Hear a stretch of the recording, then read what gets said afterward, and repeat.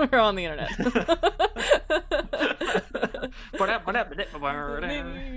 we don't have rights for that. All right. Space thing Cowboys. was intelligible that I don't know what it was. Yeah, no, I wasn't. The atonal mutterings. Hi. Hello. So, yeah, go. Hi everybody. Hi, hello, welcome. If you are watching this, nothing to say. Only go follow Ajay Pandey and also Bolt RPG on Twitter. This shit owns my ass. I love it. Go follow. That's it. Let's play a game. All right. So last time, several weeks ago, you all had an adventure in which you had to go find Haymitch Abernathy. I think was his last name. I think that's a character from Hunger Games. Oh, look, Abernathy's not a Hunger Games character. It's not?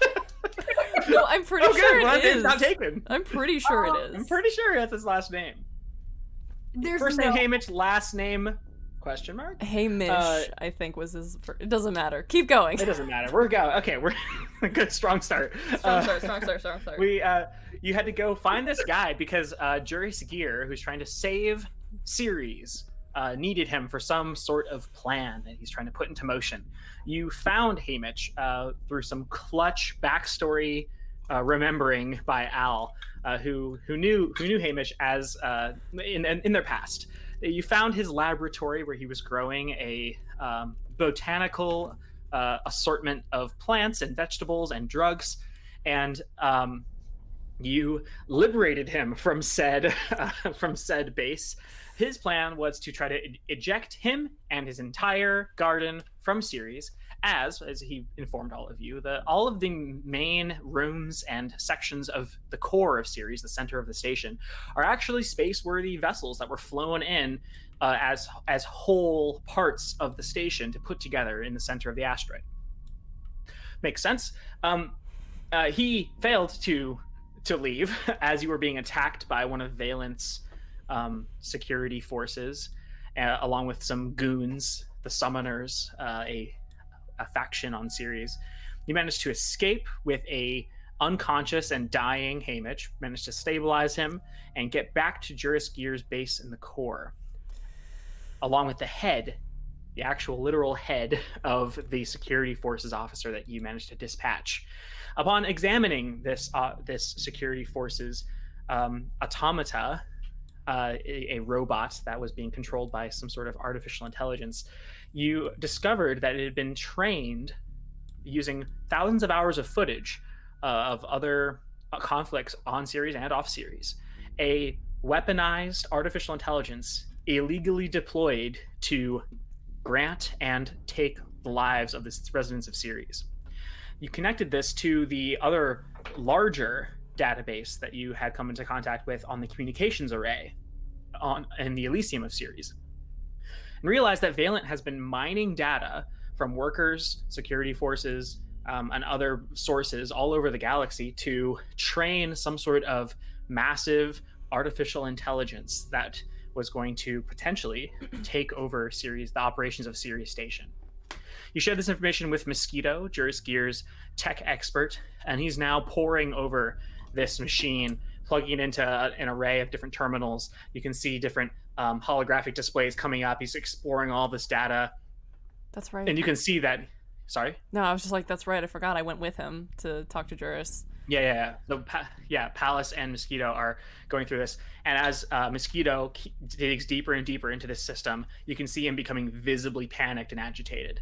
This is a technology that is forbidden by edict in the system. But on Ceres, Valent makes the rules, and Valent has decided that this is a technology they wanted to create. Certainly not a secret technology. The methods by which this is made isn't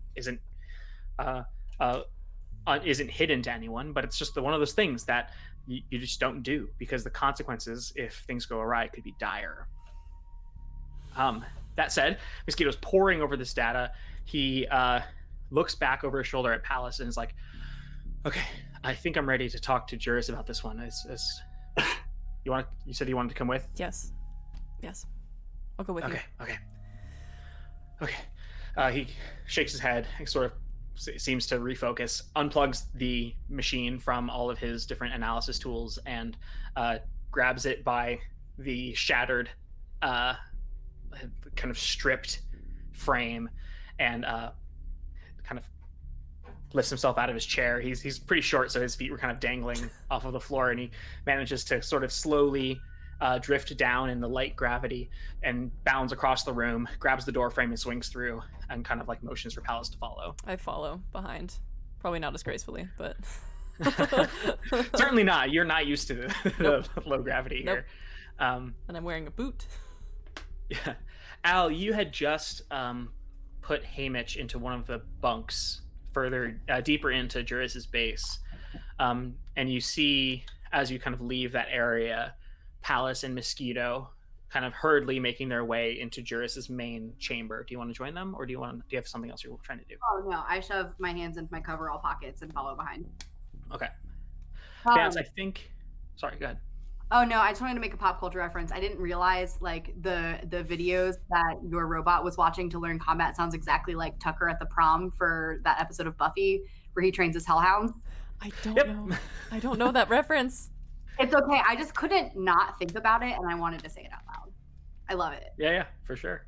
Yeah. Speaking of pop culture references, I just did a quick night school at Google University, and Haymitch Abernathy is the name of Woody Harrelson's character in Hunger Games. I freaking knew it!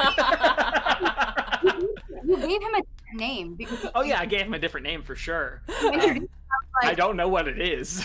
It was Haymitch Harrelson. nope. Oh, really? No. I don't think I gave him a last name. I think I just called him Haymitch. He's just Haymitch. He's just Haymitch the Weed Man. I only got enough spoons for one name per character, so... Either way, this is Anyway, continue. Do not look behind the veil. All right. Great. So you, Vance, I think you were hanging out in the bar area, but you know that Palace and Mosquito were going to do some analysis and step back in. I know you did make a trip into the weapons area to grab some stuff. Yeah. So you're all like fully outfitted with your stuff. Do you have anything else you want to do before you join Palace and Mosquito in the main chamber? Yeah, I do. So this rail gun, I think off of the robot that we killed. Yeah. And it said it needs Valex, which is like power source. Yeah, Valexium. Yeah, it's a mineral. So is that something I would find in the weapons storage? That's what I tried to exploit Juris gear for, and no go. Well, Juris said that he knew where to get some. We found some in a little gun thing, didn't we? Like we opened it up. Yeah, you found some on the security forces. So Alice has that. Okay. So that's enough for one shot. Oh, but I want so many.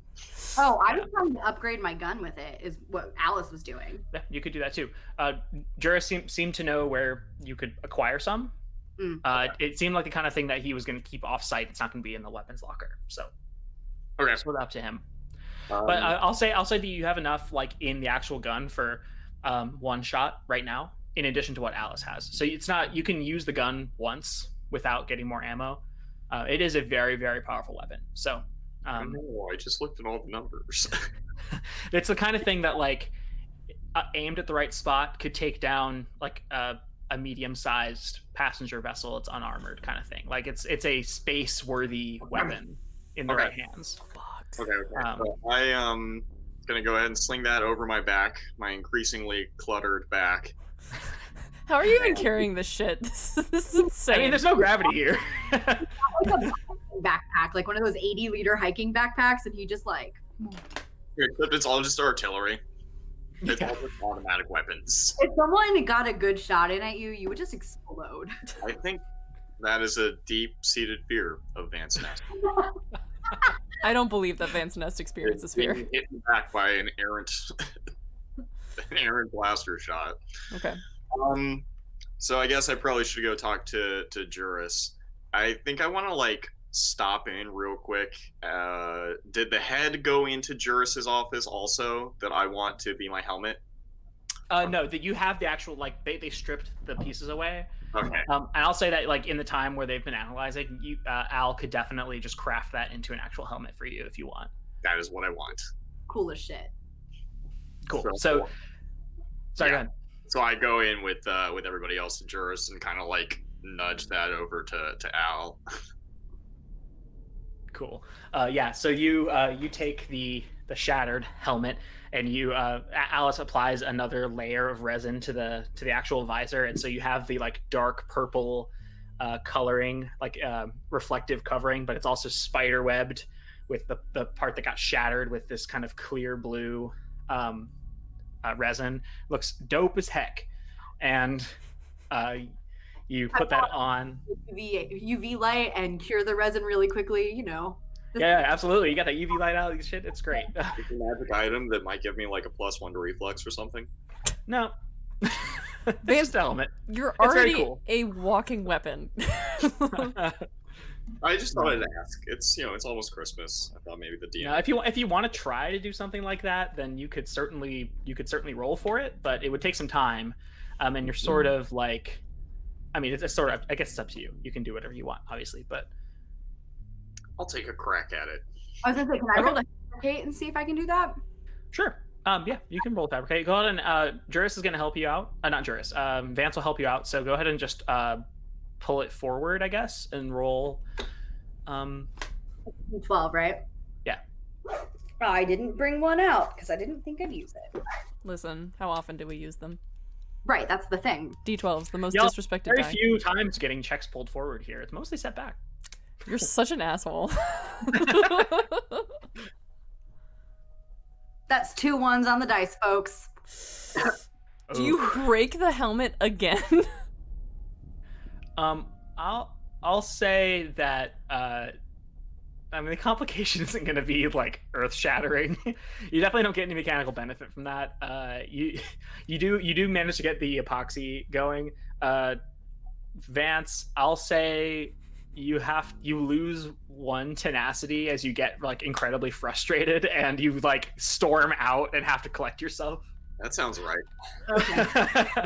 That back is just helmet's a little uggo, you know? I didn't want to give you like resin fume poisoning or something like that because it didn't cure right or something. I would have done much better than that. Okay,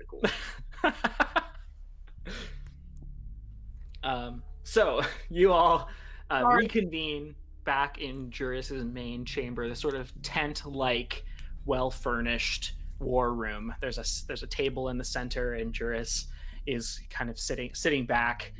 His like muscle-bound frame, his beard, sort of like kind of weightless in the light gravity. He meets your all's gaze as you walk in. Vance, you kind of pull the helmet on frustratedly and sit down in a kind of cloud of cape and weapons. And Stupid. Hallway. It's just like What? What? yeah, it's just like sparks and shit flying out from like a dark hallway. Love that. Love that. Okay, so we approach Mr. Gear. Mhm. I'm assuming that Mosquito is going first. Yeah. So Mosquito heads in and he throws the helmet into Gear's hands and he kind of catches it. His icy blue eyes sort of meet everyone else's, and he kind of tosses it back to Mosquito and it floats, kind of lazily spinning in the light gravity. Mosquito catches it. Says, Oh my god, he floated. The helmet, I got it. Yes. Yeah. Juris Gear does not somersault into the air. The look you just gave him. And Juris kind of nods to Mosquito in his way, and Mosquito says, "Our new friends found something when they collected Hamish. This thing that will try to kill us. One, which was not super fun, but also found out that Valent has been training machines here. This is one of them, the one that tried to kill us. Can't impress that enough how bad that is for us. Not a good time. But also I think Palace was saying that there was more data on the communications array, something we hadn't really ever Right. gotten to talking to. When we went to the communications array, we found that Valent they have record of every person who has ever received a paycheck on Ceres. Ever. It is a massive, massive data mine. And paired with this, which is telling us that they are training these AI on video, not just combat video, but on video of, they had a video of me while I was hacking it, hacking the Valent soldier, whatever the fuck it was. I don't know exactly how or why they're using these things in tandem, but they have all of this information, and it's not great, so... Juris sort of leans forward and puts his rests his elbows on his knees. Seems to be thinking. Oh. Well, this changes things for us. Yeah, no shit. You say you have access to this data. Yeah, I can probably get at it. The stuff that came from the stuff that I just learned came out of the helmet. It came out of this, and he's gonna hold up the hard drive that he received. That I can show you here. If you want to look at the records, the paycheck records, I can probably access that through my my terminal. If you want to look at it. If I know anything about Valent, our goals will be to cut costs, cut out the middleman. I think given that these machines are now pieces on the board, that makes us unnecessary. Makes the people who live here collateral damage. Which worsens our situation, makes it more urgent. Now we know why Ceres is being shut down. I suspected for some time that the degradation of our living conditions here haven't been wholly due to lack of maintenance, but a coordinated effort. And now I think we have enough evidence to suggest that that's the case. So, create AI that can do the jobs that people are doing. And then what? Choke them until they leave? Well, they shut down the docks. I think they mean to cut off all the loose strings that could potentially lead to this operation being exposed by anyone outside of Ceres. If they can model people's work, they can model their communications. As far as the outside world is concerned, Ceres would be unchanged. Sending messages from these people after they're deceased. That seems to be the case. Fuck. That's my expectation, but this changes things because we know about it before they've put it into practice. Mosquito, and he kind of like an uncharacteristic movement, sort of turns quickly to Mosquito, and you see Juris is kind of getting like excited, weirdly, like you can see his mind racing, like a thousand. An empath check and like try to get a read of how he's feeling. Yeah, absolutely. Go ahead and roll. Don't roll dicks this time. Ooh, that's cocked the shit, but okay. A 2 on the D4, but I rolled a 12 empath check. Okay. Yeah, that'll definitely be enough. I'll tell you what you sense in a second. Juris turns to Mosquito and says, pull up the map of the core. And Mosquito quickly sends up a projection of Ceres, and Juris zooms in on it to the exact center of the asteroid, where you can see that there's a room with a large, very power-hungry machine. in the center, and you all would know enough. Maybe Vance is the only person who wouldn't really know about this. But this is the like computational heart of Ceres. This is in charge of life support. This is in charge of coordinating all of the different modular pieces of Ceres. And the only thing it doesn't really have control over is Elysium, which is on a whole separate network. Ceres says, our original plan was to get to the core and repair life support systems. But we have all this data now. And if Valent is interested in training an AI, I say we fight fire with fire. And he turns to Mosquito and says, do you think that we could install this technology at the core? Take over. And Mosquito kind of, his eyes go like wide, like saucers. And he's like, I guess, but like that's what use? That's crazy. What use would that be? Turn Ceres into a weapon. Why? No. Take control of the station. Fly it to Ganymede. Start tossing rocks. The reason that this AI is not legal is because it can't be controlled or predicted necessarily in the same way that people can. It doesn't have the processing necessary to make decisions based on tiny differences in situations.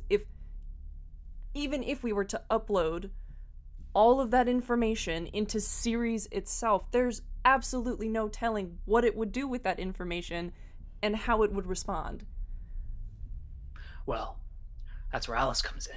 And he kind of looks at you, and you can sense with your check that he has completely shifted his plans away from escape and towards taking this and weaponizing this resource against. You can kind of see these like memories and images flashing in his head of him in Elysium, living on the edge of Ceres, and then getting kicked out, getting exiled to the core, him fighting a guerrilla war with next to no resources, scraping for everything, trying to convince people to follow him. And you get the sense that he believes that he has a way to finally turn the tables on this completely unequal, overpowered opposition. That this is finally the thing that he can use to push back against Valent and destroy their hold on Ceres permanently, without escaping, without having people leave, without destroying his home, really. So I see that this has been your fight all along and not ours.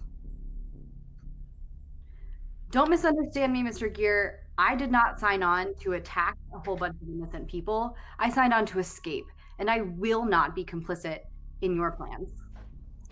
Once we take control, you're free to leave, as far as I'm concerned. I'm not helping you take control. Like I said, fighting back against this force doesn't. He gets visibly frustrated for the first time you've seen him since you've met him, and he says, "If fighting back against a superior force with a superior weapon doesn't comport with your goals, then do the job and leave. I'll have control of the docks, and you're free to go wherever you choose. But no one leaves." And he looks at Vance, and you sense that Juris is finding a loophole in your deal. I want to try. Coming up with a loophole of his own. Are you with me or are you against me? So, if you are able to get to the core and weaponize Ceres with this technology, you would just run the planet. It would be yours. It would be ours. You've been trying to get back at them ever since they kicked you out. He looks at you with this incredibly venomous, like you can see anger flash in his eyes. You hit a nerve here. Do they not know? Do they not know where you come He draws a pistol on you and points it at your head, like, shut up. Do it. You need me. Without me, where are you? I'm watching him. I'm watching if he pulls that fucking trigger. Do it. I dare you. I've been waiting to get off of this guy. If you're with me, then let's make a plan. If you're against me, get out. What are you planning on doing? What are you even planning on doing? I get out. Pulls out. He spins that projection in the air, and it outlines a map to the center. We travel to the core. We use your access to the data and Alice's connection to Ceres to take over. We eject Valen's weapons, and we fly Ceres to wherever a tactical strike makes sense, and we put an end to Valen once and for all. I'm thinking Ganymede. Well, It doesn't take a lot of force to send a rock of suitable size down on that station. What you're suggesting would kill all the people here. Isn't that exactly what you were trying to avoid? They were trying to kill all of us. So you're gonna kill yourself and all these other people to what? I don't think that we'll need to destroy Ceres. You're suggesting ramming it into an entire other planet. Oh no. It's like billiards. Big rock Ceres. Are you fucking serious right now? I tried to explain it, but also like, because you Alligator, you misunderstood what he was saying. He's not suggesting he's going to fly Ceres into Ganymede. He's suggesting that he's going to use Ceres to send an asteroid to Ganymede to destroy, like an orbital strike. He's going to throw a rocket at Ganymede. Jesus Using Ceres. Christ. You want to make it very clear that I left the room Yeah. and I'm going to Hamish. Okay. We'll get to you in a second. Okay. I just said it in all the hubbub. I want to make sure. Yeah. I heard you. You're good. As you all are having this conversation, you hear shouting and hurried footsteps, and Ed bursts into the room. He's carrying Victoria on his back. You can see she is covered. Her back is covered in blood. One of her wings is snapped off. And Ed says, "Joris, there's a problem." And he kind of takes Victoria off, and she's barely conscious. But she looks at Juris and says, "They're marching to the core. I found a factory. They were making soldiers. They're leaving. They're headed to its core now. What the fuck did I say? What's going on?" And then her eyes sort of like glaze over, and she falls unconscious. Jesus Christ. I've moved to stabilize her. Okay. It's there's no mechanical benefit to you. You don't fail. You manage to, like, you care for her. Yeah. And she seems to stabilize. Okay. And Vance says, sorry, not Vance. Juris says that we need to move now. Vance, are you with me? I look over to Palace, just sort of whisper, "I don't think we have a choice, but I don't think that this is going to be as bad as you think it's going to be." This is foolishness. He's going to kill thousands of people more. I just sort of like tilt my head. Is there a way for me to communicate with Palace knowing that Juris won't hear? You could certainly try. I would say you can make a let me look at the skill list here, because this is tricky.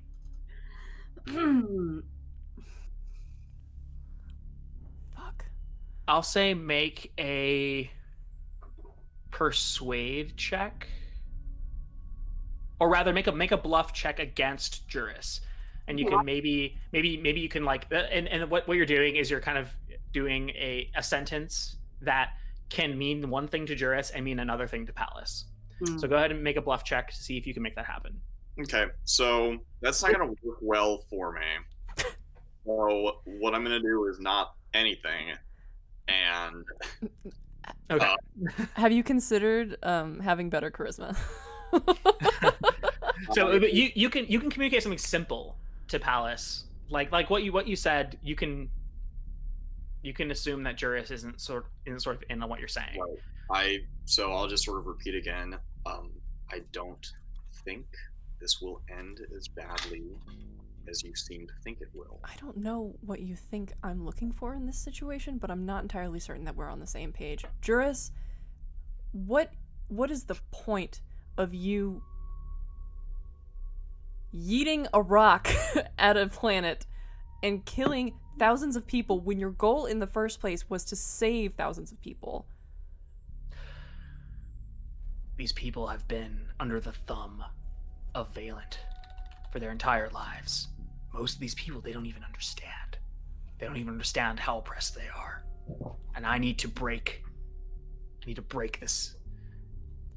And what was Alice talking about? Corporation. Of you being one of them? I have no idea. That's bullshit. Yeah, that's bullshit. But you kind of get the sense that he kind of blows it off and says, "Look, this is a good plan. You can get off of Ceres once we're in control." We have given you every single piece of information that we have, and you're not being upfront. What do you want from me? I want you to tell me. What what was Alice talking about? Yeah. I was once part of what I'm now fighting to dismantle.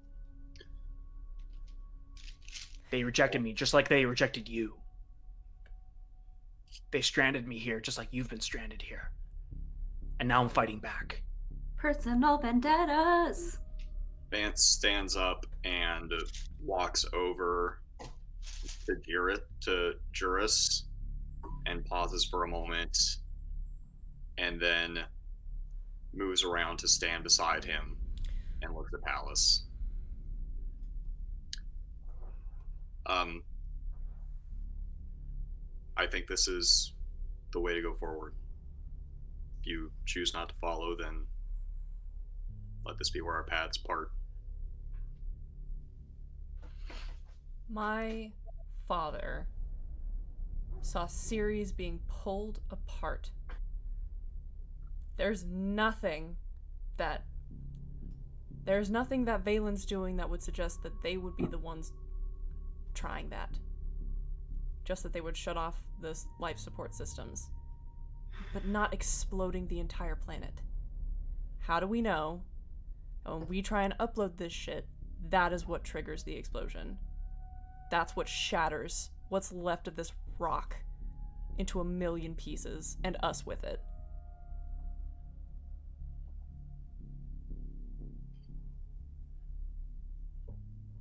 You're free to make your choice. I wonder why you won't even consult the people who you have here for this very reason, to look into whatever they can see and check. Isn't that why they're here? Your guy with the weird shit over his eye? Sure. He turns to the corner and he motions, and out of the darkness, seemingly melting out out from nowhere, this figure with the dark clothes steps forward, his metal eyepiece under his eye sort of glimmering in the light, and he sort of wide-eyed looks at you, Palace, and then looks at Juris and says, "I sense that if we work together, things will proceed as they're meant to." What the fuck does that even mean? Again, just general enough to be profound, and yet not helpful. The eye guy said it's gonna work out fine. He said it would work out as it's meant to, but how is it meant to work out? Is it meant to work out with us all skipping off into the sunset, or is it meant to work out with all of us being spaghettified in space? It sounded so smart, Palace. How are you arguing with it? Just say it again. Say it again, eye guy. Vance! Mosquito now steps forward and he says, well, Palace, I'm kind of at a loss. It seems like either we use it against Valent or Valent uses it against us. I don't really see a middle ground here. I would love to hear what you have to say. I think that you're smarter than you look. I would love to hear that.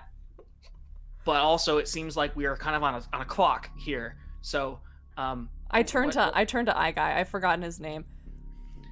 You didn't ask his name ever. I mean, he was. Yeah, I don't care about him, but now I do. Yeah. So, how's he responding being called Eye Guy? You know something. Actually, you know what? Does it seem like he is not saying something? You get the sense. Go ahead and make a. Is it insight? Is that the skill name? I don't. Sorry, I think it's everybody. read person. I'm showing my ass here. I think it's read person. Yeah, go ahead and roll read person. God, fuck. Where is that? It's an acuity, right? Yeah. Where's it? There we go. Yeah, dog. Yeah, dog. Yeah, dog. That is. That's a DC 10. Oh, it's an 11 on the die. Oh hell yeah! All right. And it's a 2 on the D4. Awesome. How'd you roll an 11 on a D10? Wait. No, Oh no. It was a 9 on the die, but an 11 altogether. Okay. Sorry. Okay. Good. So you It's simple. I rolled a D12. you look into his eyes, and suddenly you feel like you're pulled into his consciousness for just a moment. Like there's this incredibly profound connection where you feel like you are alone, where your noses are essentially touching, and you're at once 1,000 miles away from each other across an infinite gulf of space. It's incredibly intimate, but incredibly overwhelming from a sensory perspective at the same time. It's kind of gay. And you hear his voice booming from all around you and also whispering into your ears at the same time. Trust me. And then you leave this connection. You had the perfect opportunity to whisper, "Hey, little mama, let me whisper in your ear." It is kind of gay.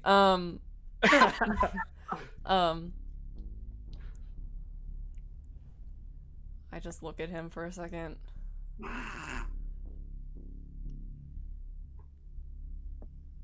Hands touch. Fine. Fine. Juris is strapping on armor and weapons, and he says to Mosquito, "Get Victoria back up and running. We're gonna need her." And he turns to Vance and he says, "Get your friend. We'll need her skills as well." He straps on a breastplate and then leaves the room to go back towards the weapons area. I put my hand on his shoulder as he starts to walk away. He stops and looks at you. If we're gonna have to cut through a whole army, I'm gonna need some of that Valexium that you were talking about. Go ahead and make a persuade check for me. John, that mug. Difficulty 9. What's the skill I'm doing? Persuade. Persuade. Actually, make that difficulty 8. He's easily he's late. And a 3. Nice. So he says, "Make sure you meet me out front." And he kind of walks off. Okay, so I'll go find Alice. Okay, Alice, you go into the bunks area and you see Hamish is awake, and is sort of he has his terminal up and he's kind of scrolling through, and he's looking at a map of the power grid on Ceres, and he's kind of zooming on different weird spots, and he's muttering to himself. He coughs, and as you walk in, he catches your eyes and he says, "Hi, hi." Hey, change of plans. We're gonna go. I find the first bag. This yours? Hope so. If not, whatever. You have stuff? I don't think we grabbed stuff. You should get up. Let's go. Let's go. Wait. What's going on? I thought you needed me for something. I thought we were going to, I don't know. Change of plans. do you think you can get your scary garden greenhouse thing to fly immediately? After that firefight, I don't think so. It's Oh, it's how do fucked you up. feel about my basement for a couple days?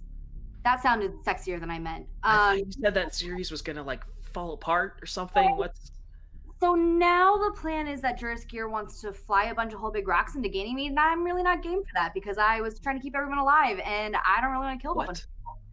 Yeah, he sucks. First of all, he sucks. How is he planning on even doing that? Artificial intelligence. There's some bad shit that Valen's been doing. I don't really care. I don't really want to get into it. I just want to fucking go, dog. Can you walk? I haven't tried in a couple hours. I look. I don't mean to I'm rush with you. but I think I'm with you. I'm with you. But I need to know what's going on. Can we save my plants? Can we? Do we have time? yes. What about everyone else? What about everyone else? Hey, Mitch. what about your people? What about? I don't have people. I want to make it abundantly clear that I don't have people. I have people that I've been hanging out with for the past couple days, but one of them kind of sucks, and the other one's also kind of sucks. I'm gonna be real with you. They both kind of suck. You said Juris was doing something with artificial intelligence. Well, okay, so Valent was doing stuff with artificial intelligence. I don't really know the mumbo jumbo. We looked inside a robot's head. They were training people to fight. It was a whole big thing, but they're also data mining. That's not great, right? Again, I live in a basement, not really sure what's going on outside most of the days, but I just know that I don't want to be used as a weapon against a whole bunch of people that I don't know. I'm good with the saving thing. Don't really care about them either, but like I will save them. Don't want to kill all of them. You dig? Plus, if I destroy Ganymede, I have nowhere to hang out after this because that was kind of my plan. All right, I'm with you. He unstraps and grabs the random bag you picked up, and kind of looks in it. He's like, all right, ties it shut. It's not even And his. you all float down towards the entrance, and then you meet Vance and Palace in the hallway. Is We're going anyone to the bathroom, and I try to walk by them. No. around? Hey.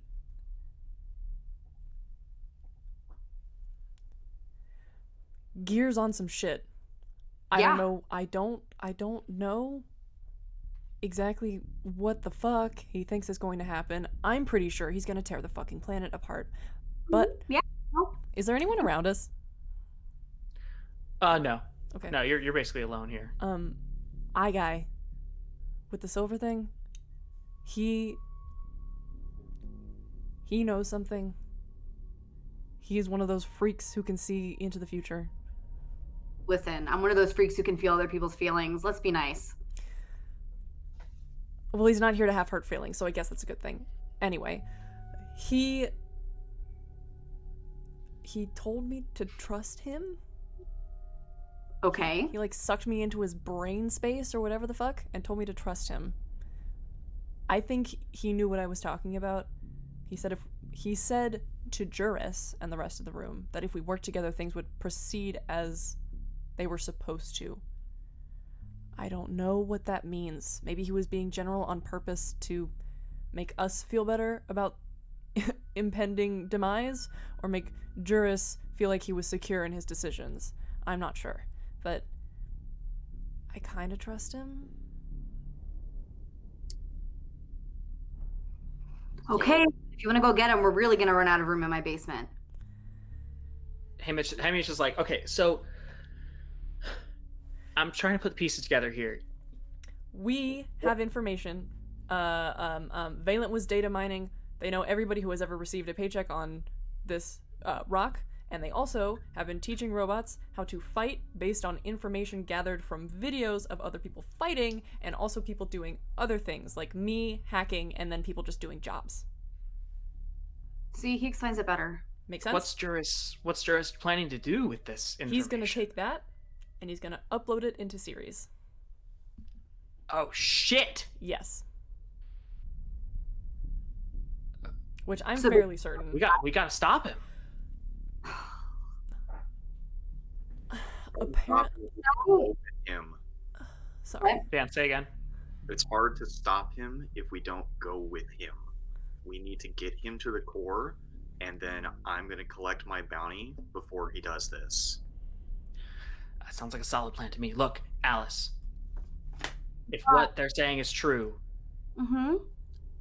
I think we could take this piece off the table. What do you mean?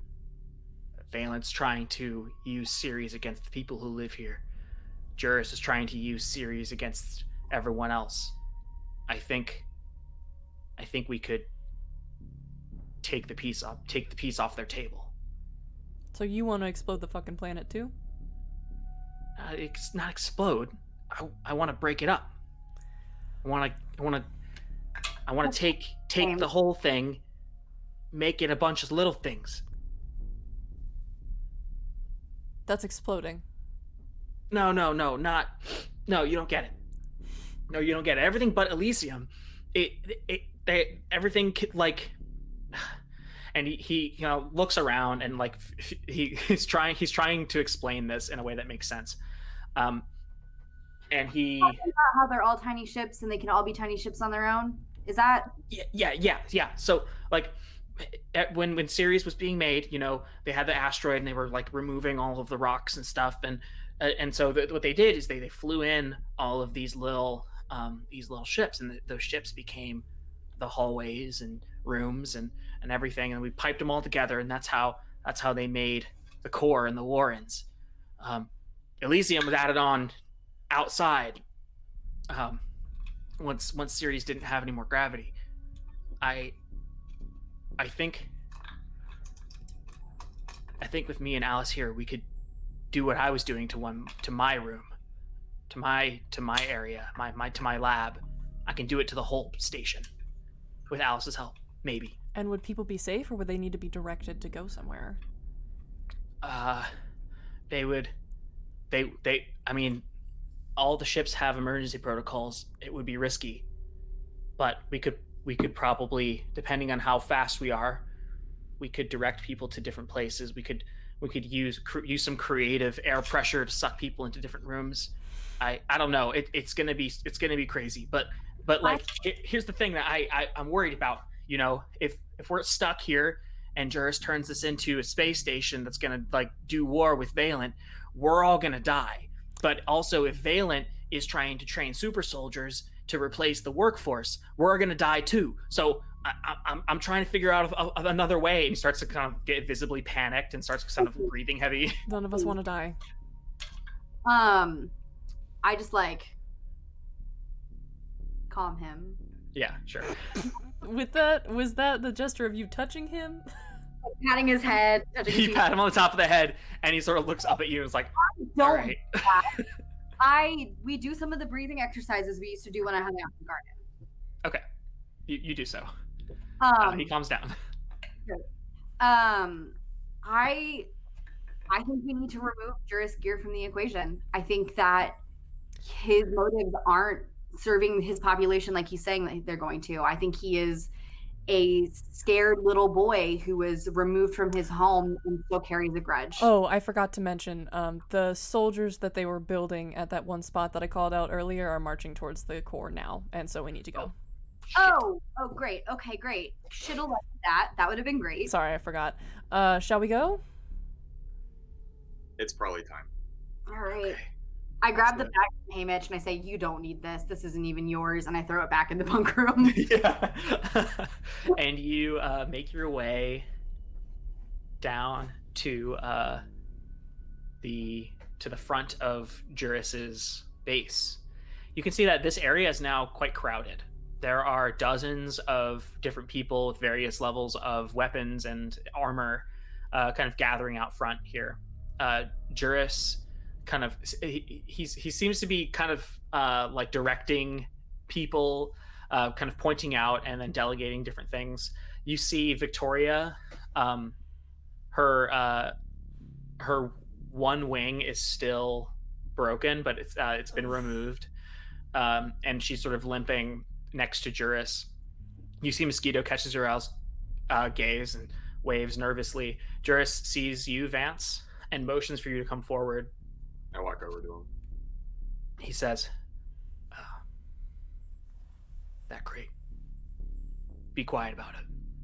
And then he turns away and keeps directing. He points to a metal storage container that's sort of off to the sides, and people have sort of are milling around, but no one's really paying that much attention. I sort of back up to it real cool like and do a little heel kick onto it to open it up. Yeah, the top opens up and you see 6 shots worth of Lexium in here, glowing the soft purple color.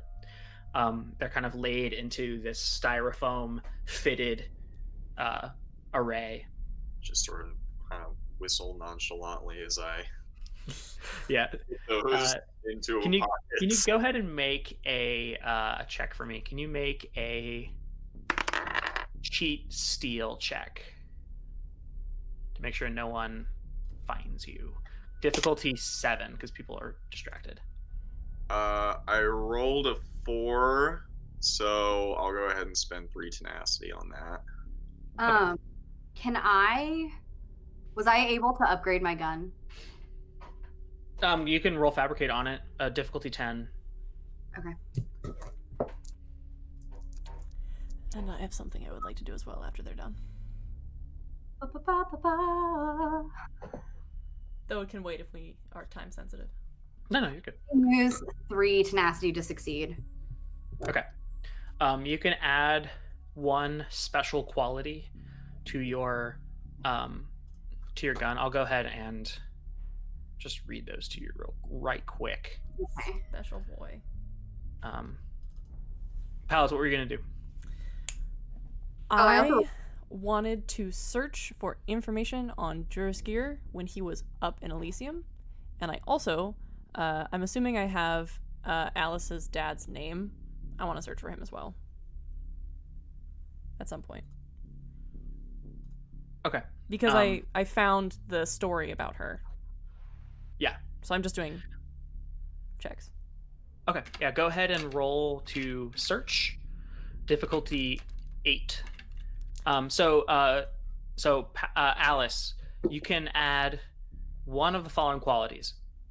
You can make an armor piercing value of 2, which means that if the target's wearing armor, you surpass 2 armor defensive points. Okay. To do damage on them directly. You can make it have the quality of disorient, which means that when you roll a perk, you can knock the opponent senseless, and the opponent's next skill check is set back twice, which is that's pretty good. Or you can add an explosive quality, which basically means that when you roll to shoot, you shoot at a point, and people within 5 feet of that point have to roll dodge to avoid being hit. So it's sort of an area of effect instead of just shooting one person. I want to do the stun thing. Okay, disorient. Okay, cool. So your weapon has the quality of disorient. When you roll a perk, then that opponent's next skill check is set back twice. That includes endure checks, so keep that in mind. All right, Palace, what'd you roll? I rolled a 9 on the die, so that's a 12. Nice. And a 3 on the d4. Nice. So can you remind me what information you are? I am looking on information about Juris Gear when he was up here, and I recognize that might be a fake name, so it might be a different person. And then I was also trying to find information on Al's dad, because he died. Mm-hmm. Okay. So the Al's dad one's really easy. You find old newsreel of Al's time in the justice system. The story is that Al's dad was on a ship with their family.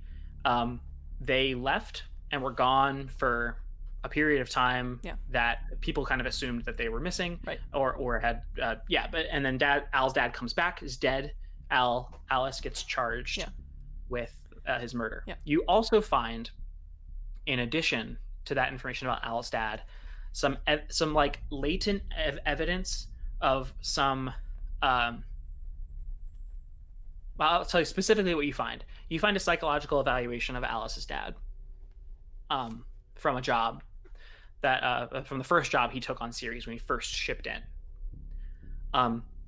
his recommended jobs were security forces, ice hauler, and overseer. And the quality that has been sort of flagged on this evaluation, it says aggression, high level aggression, desires control, set up for management.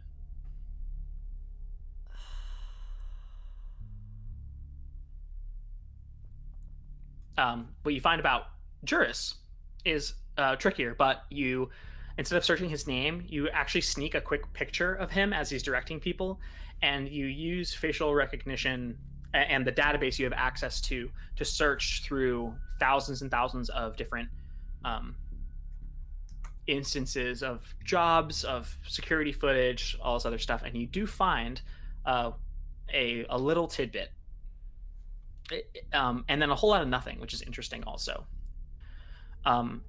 You find a video of Juris Gear wearing this kind of like silk robe, and he's going through someone's desk frantically.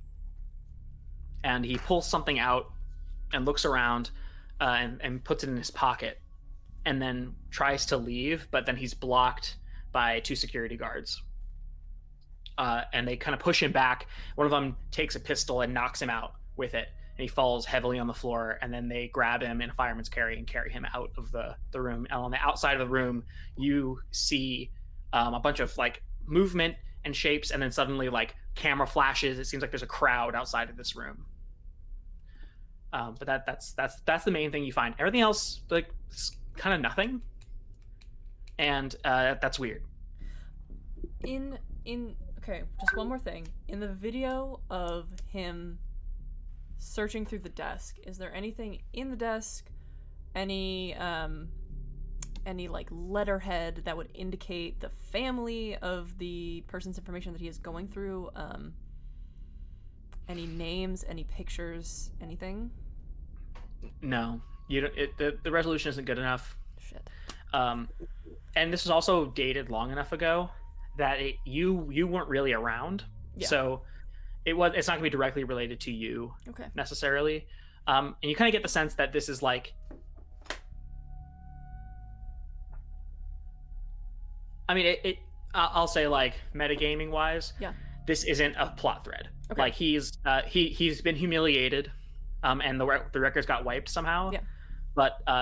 But that's sort of the extent of it. Cool. It doesn't seem like it's he's like doing anything nefarious necessarily. Neat. That's just so you all can Got it. You all convene in this main area, and you see Juris kind of checks a couple things, looks at his advisor with the silver eyepiece, and says, "All right, let's roll out." Shouts out over the whole group, and a bunch of transports spin in the air, and they all whip out of the room. You all are left with his advisor, Mosquito, and Zeus. And Mosquito's in his car. It's been kind of patched up. He says, "All right, let's go." And we're going to take 5. Fuck yeah. Before we get into the next chapter. Good And that's also scene, so go ahead and check in with your incentives, and then we'll be back in 5 minutes. Yes. God, I never changed my fucking incentives. Fuck. Gotta change that shit. All right, everybody, we'll be back in a second. Bye-bye.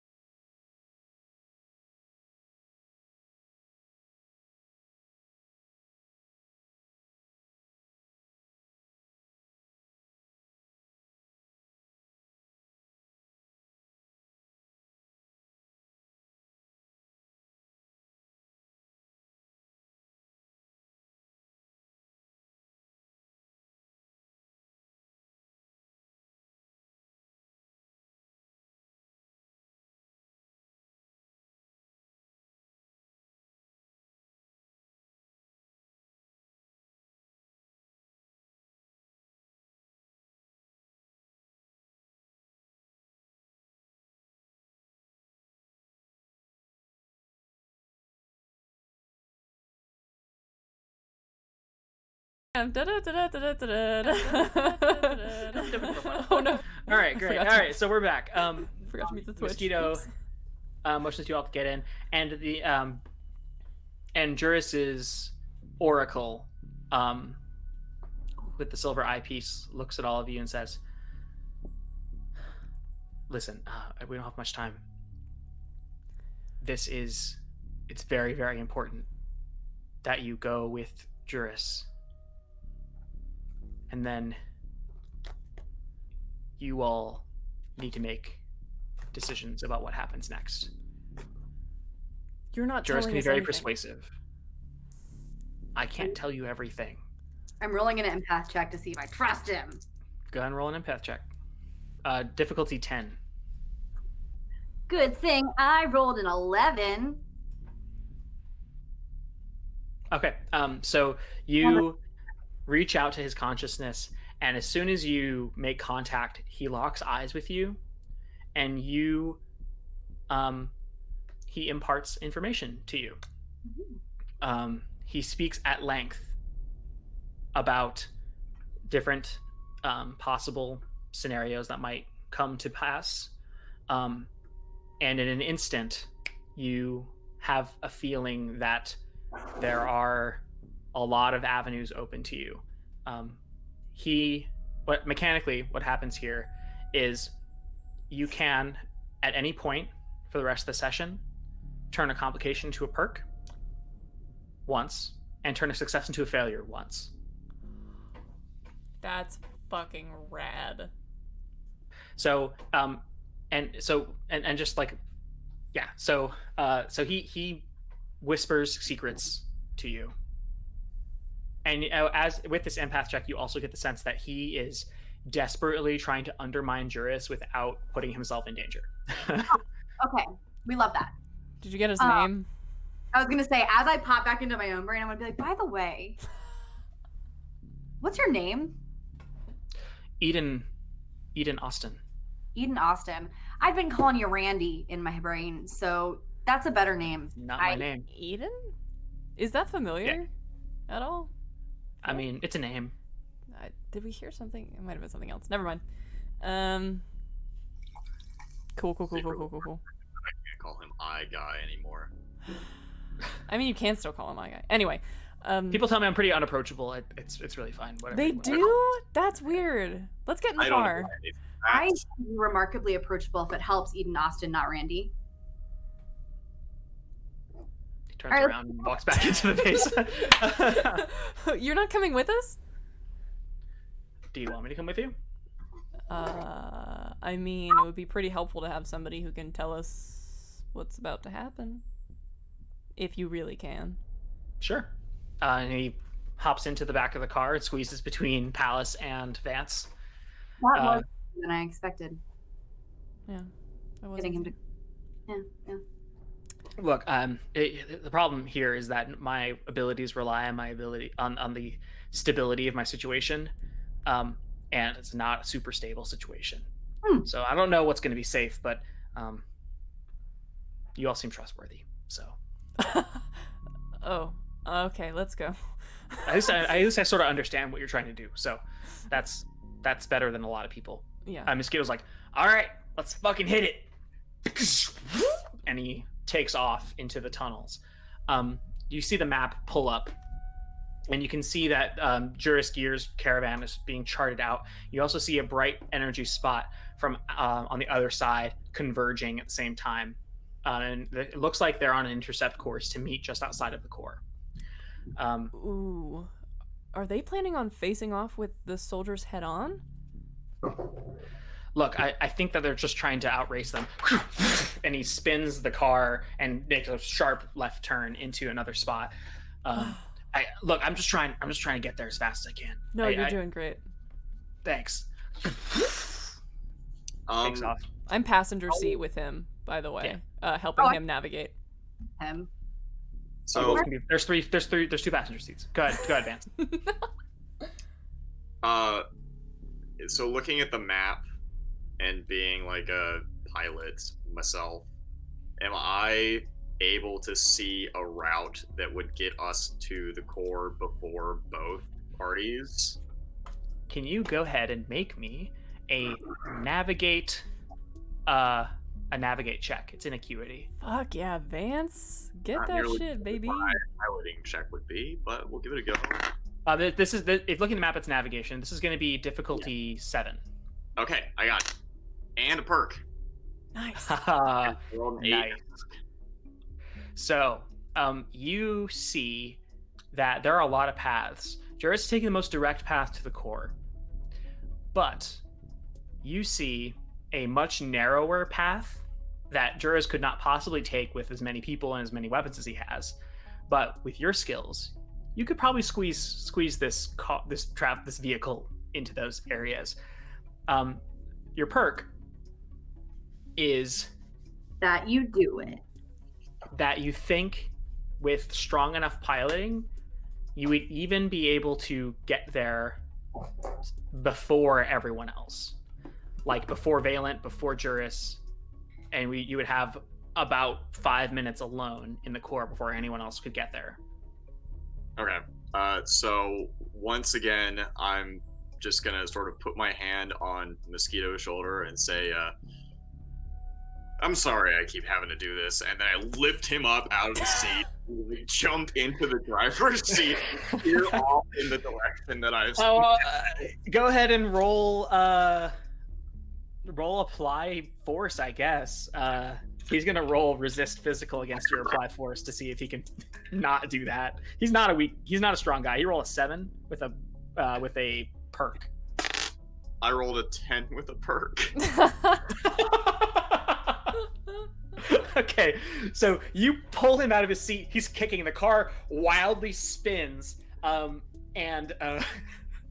you grab the wheel and shove him into the back seat. Zeus actually grabs Mosquito and holds him.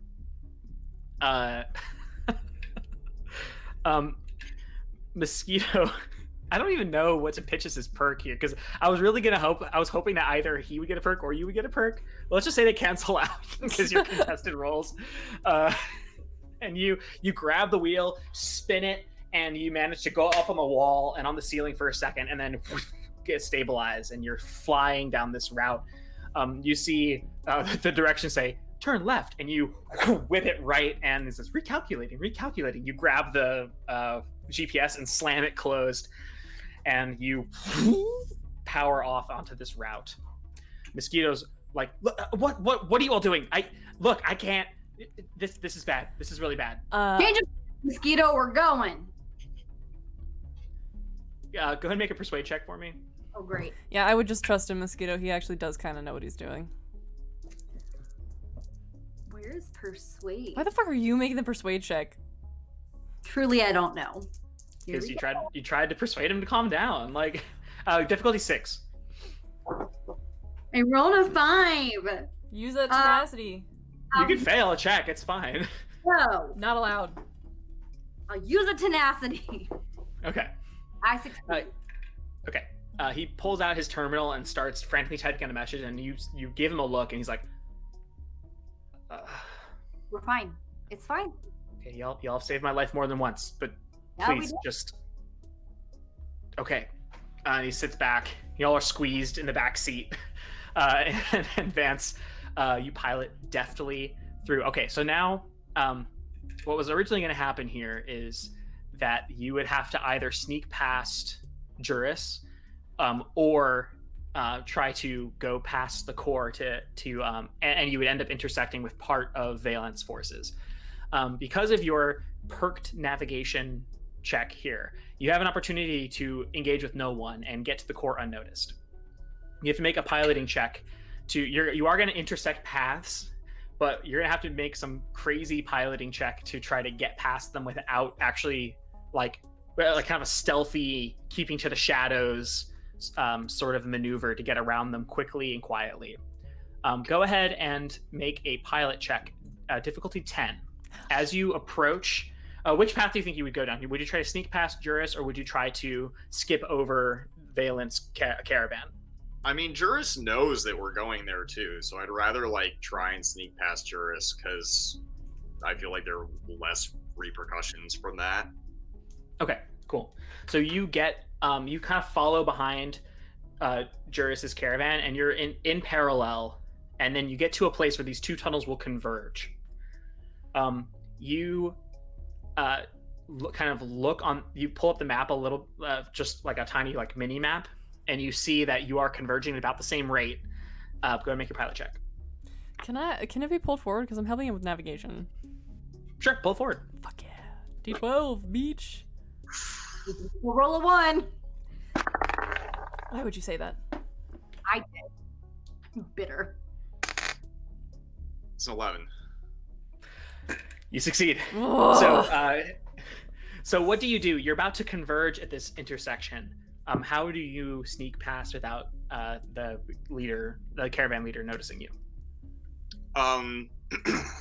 I think I like right as the tunnel's about to converge, I like slammed the proverbial parking brake and like 360 spin, so we actually go into the tunnel backwards as we swoop up onto the ceiling, and then I like slam a lever forward that pulls all of the energy into the front shields that like reflect the visuals, so people like can't actually see us, and then punch and reverse swing out down the tunnel at like near hyper speed. Yeah, so you do this insane drift maneuver. You push all energy to these front shields, and the thrusters go out. You are in complete darkness. The shield is putting up this like image of the tunnel behind you, and you with hand on the back of the seat, just in complete silence, maneuvering with just the maneuvering thrusters. You hear these little as you're just flying down this tunnel in complete silence. You turn a corner. You actually, because you don't have the thrust to actually make a tight hairpin turn, you use the maneuvering thrusters to put the car into a spin, and it catches the corner of a tunnel, and you use the leverage to slam into the tunnel, and then flip yourself right side up and hit the thruster, and you rocket off into the core. We're right back to episode 1 when Palace was having a gay panic over this piece of shit. This fucking piece of shit. So tragic. Have you done this before? I'm a bounty hunter. This is most of what I do. I'm either doing this to get after someone or get away from someone. Oh. Sweet. Okay, so you all slide into the core of Ceres, the actual beating heart of the station. You reach this room, and there's no gravity here. In fact, you can see as you enter the room, the car sort of drifts into the weightless space, and you can see actually the entire station sort of spinning slowly around you. As you are weightless, not tethered to the surface of the station, the actual station, its inertia is spinning around you, and you can see in the center of this room, connected to these large cables that are sort of twisted around each other, sort of floating in the center of this room, a huge data core, this processing CPU that's giving off an immense amount of heat. As you were reaching this room, it was incredibly cold, but in this room, it's almost heated back up to like room temperature because of how much heat this core is getting off of. There's like kind of a draft in here. There's lots of air circulating. You can see fans, see and hear fans that are sort of spinning and getting air in and out of here to cool the core. And you see a terminal in the center, facing you. This like small screen on this massive orb suspended in the middle of this room. The room is lit with kind of a soft, dim blue light.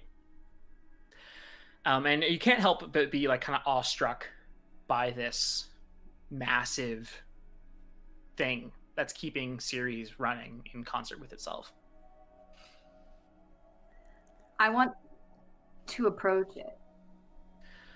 You step out of the car. The way that the gravity is in here, the car sort of spinning lazily after the thrusters have gone off.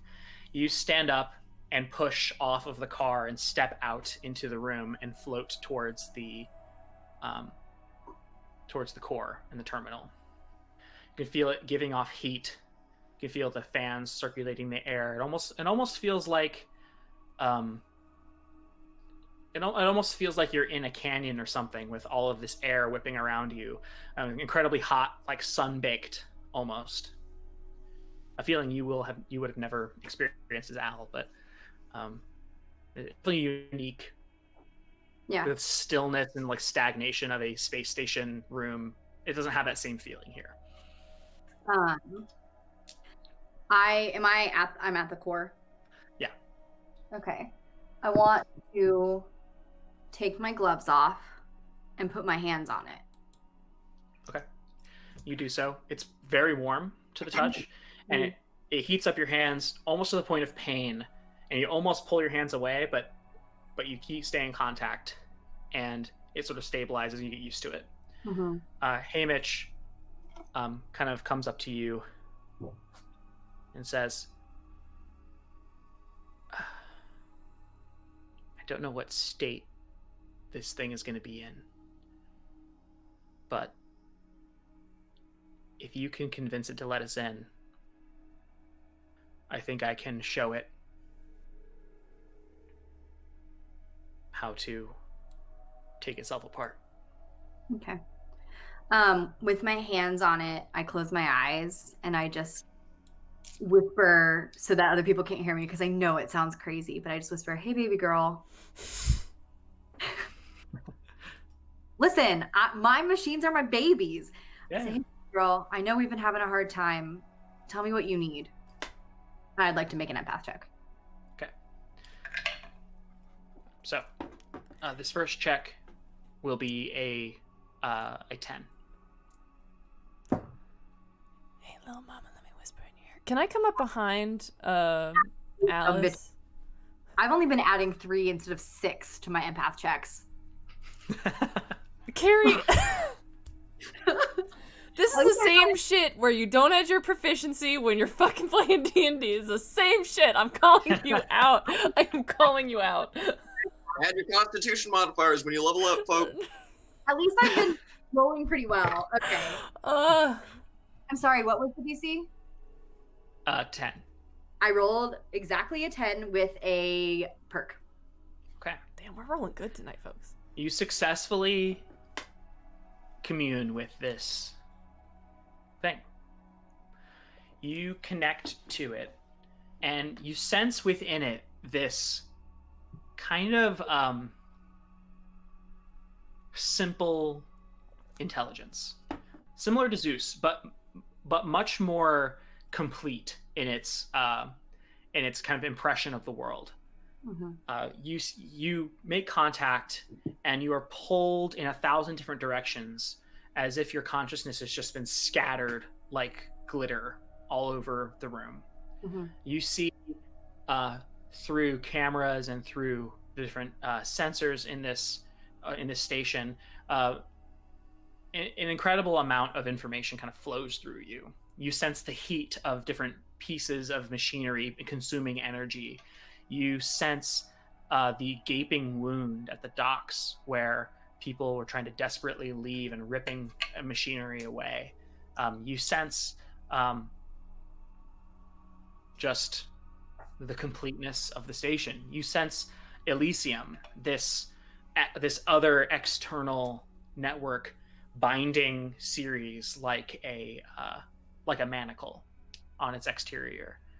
You also sense this kind of distributed intelligence, as if each room, each section of Ceres has its own sense of the world, its own small glimmer of consciousness. And you sense pain as you focus in on this area of pain. You see into a factory that's pulling an immense amount of energy from the core. It's the factory that's harnessing the soldiers, right? Yeah, you see all of these machines working at an immense speed to fabricate these automata. These are these robots that are stepping out of these fabrication chambers and joining the ranks of dozens, hundreds of others, standing in tight formation within this space. And you sense several other spots on the station where the same thing is happening. You also sense the outside forces being on your location. And with your perk, you can sense you can make a request. As you all are witnessing this, Alice touches the machine and the lights in the room sort of flicker. The fans pick up speed slightly and then slow down and pick back up as if the core is breathing. You can sense the wind picking up and slowing down in this room. And you all hear the motors and pneumatics in the door sort of activate and whir slightly, as if the entire room sort of tenses up in preparation for some sort of action. I just kind of whisper, "Hey, let us in. Let us help you." Okay. You sense that a positive response, and you also sense an urge to protect, and the doors all around you all close and sealing you in this chamber. Right as this happens, you all hear at doors on the opposite corners of this room a pounding as if someone's trying to get in. I want to turn back and be like, "It's okay. She's protecting us." Okay. I'm sort of like hoisting the railgun on my waist, looking at one of these doors. I don't know how long it'll hold, so I need you all to stay here and make sure that Hamish and I can get this done. I mean, do you need help? What do you need? No, I think we're enough. But what are you going to do? We're gonna stop it. Stop it from what? Shutting down? Throwing rocks at Ganymede? I think we'll know more once I'm inside, but it's gonna be okay.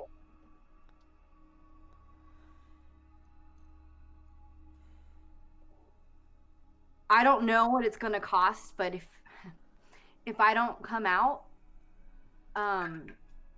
take care of my birds. Birds?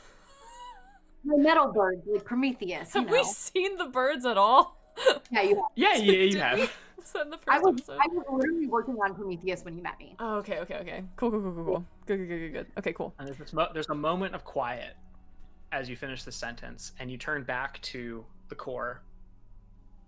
Hamish puts his hand on your shoulder, and he closes his eyes, and you can sense his consciousness sort of joining yours.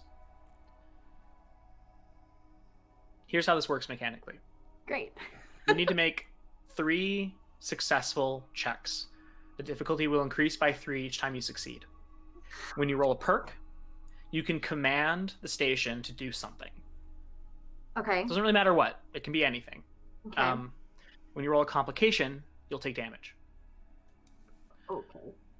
Right as you turn and put your hand on this, you hear a whirring sound, and one of the doors starts to heat up. No, I'm gonna run over to it. Can I run over to it and do something before it happens? Nope. Okay, This is happening in an instant. That's fine. The door starts to heat up, and you see a blade start cutting through the metal. Everyone roll notice, and then we're gonna enter a encounter initiative here. No, God, fuck. Happening. Sack of Hammers in the chat said that is their new pilot daddy. Yeah, Vance. I Sounds love like we need some merch. Vance is my pilot daddy. However, wheel. Okay. God, that fucking sucks. I rolled a 1 on the D10 and the D4. So that's a 3 with a drawback. Okay. I rolled a 12. Okay, that passes. It's against an 8.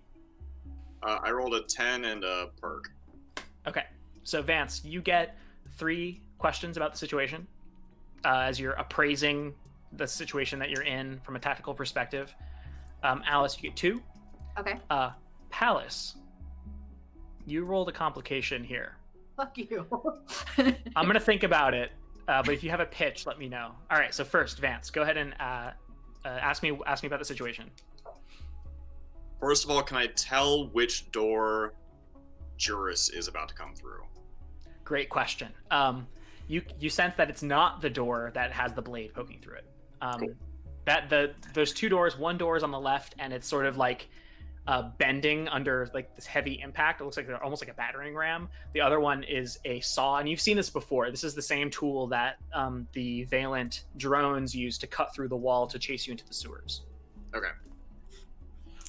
Second question, can I think of like a way to make it look good enough that Juris would actually help us fight the Valent drones first, so that we're not fighting 2 armies on 2 different sides?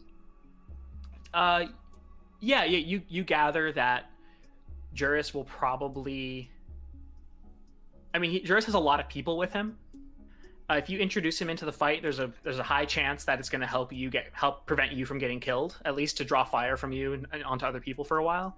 But it will add to the complication of Alice and what they're doing, because you get the sense that Juris may or may not be able to tell that Alice isn't doing what he wants her to do. Okay. So it will introduce a complication, but it will also make the situation a lot safer. So it's sort of up to you. Third,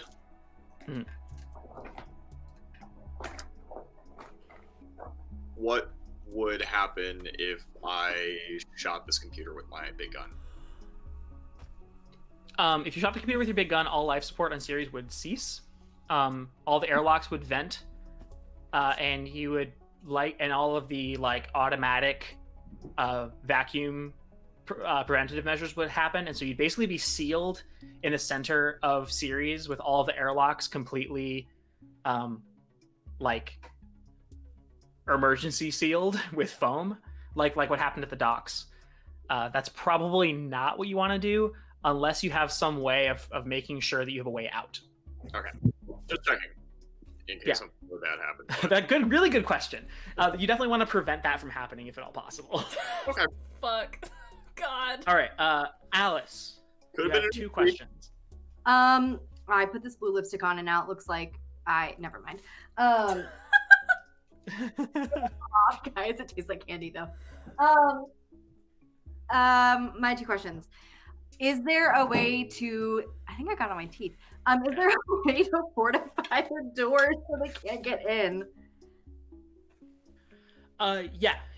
You sense that you could either hack into the system and try to kind of shape the room to add layers of different physical barriers, some ways of using the hallway beyond to seal them in or create a distraction.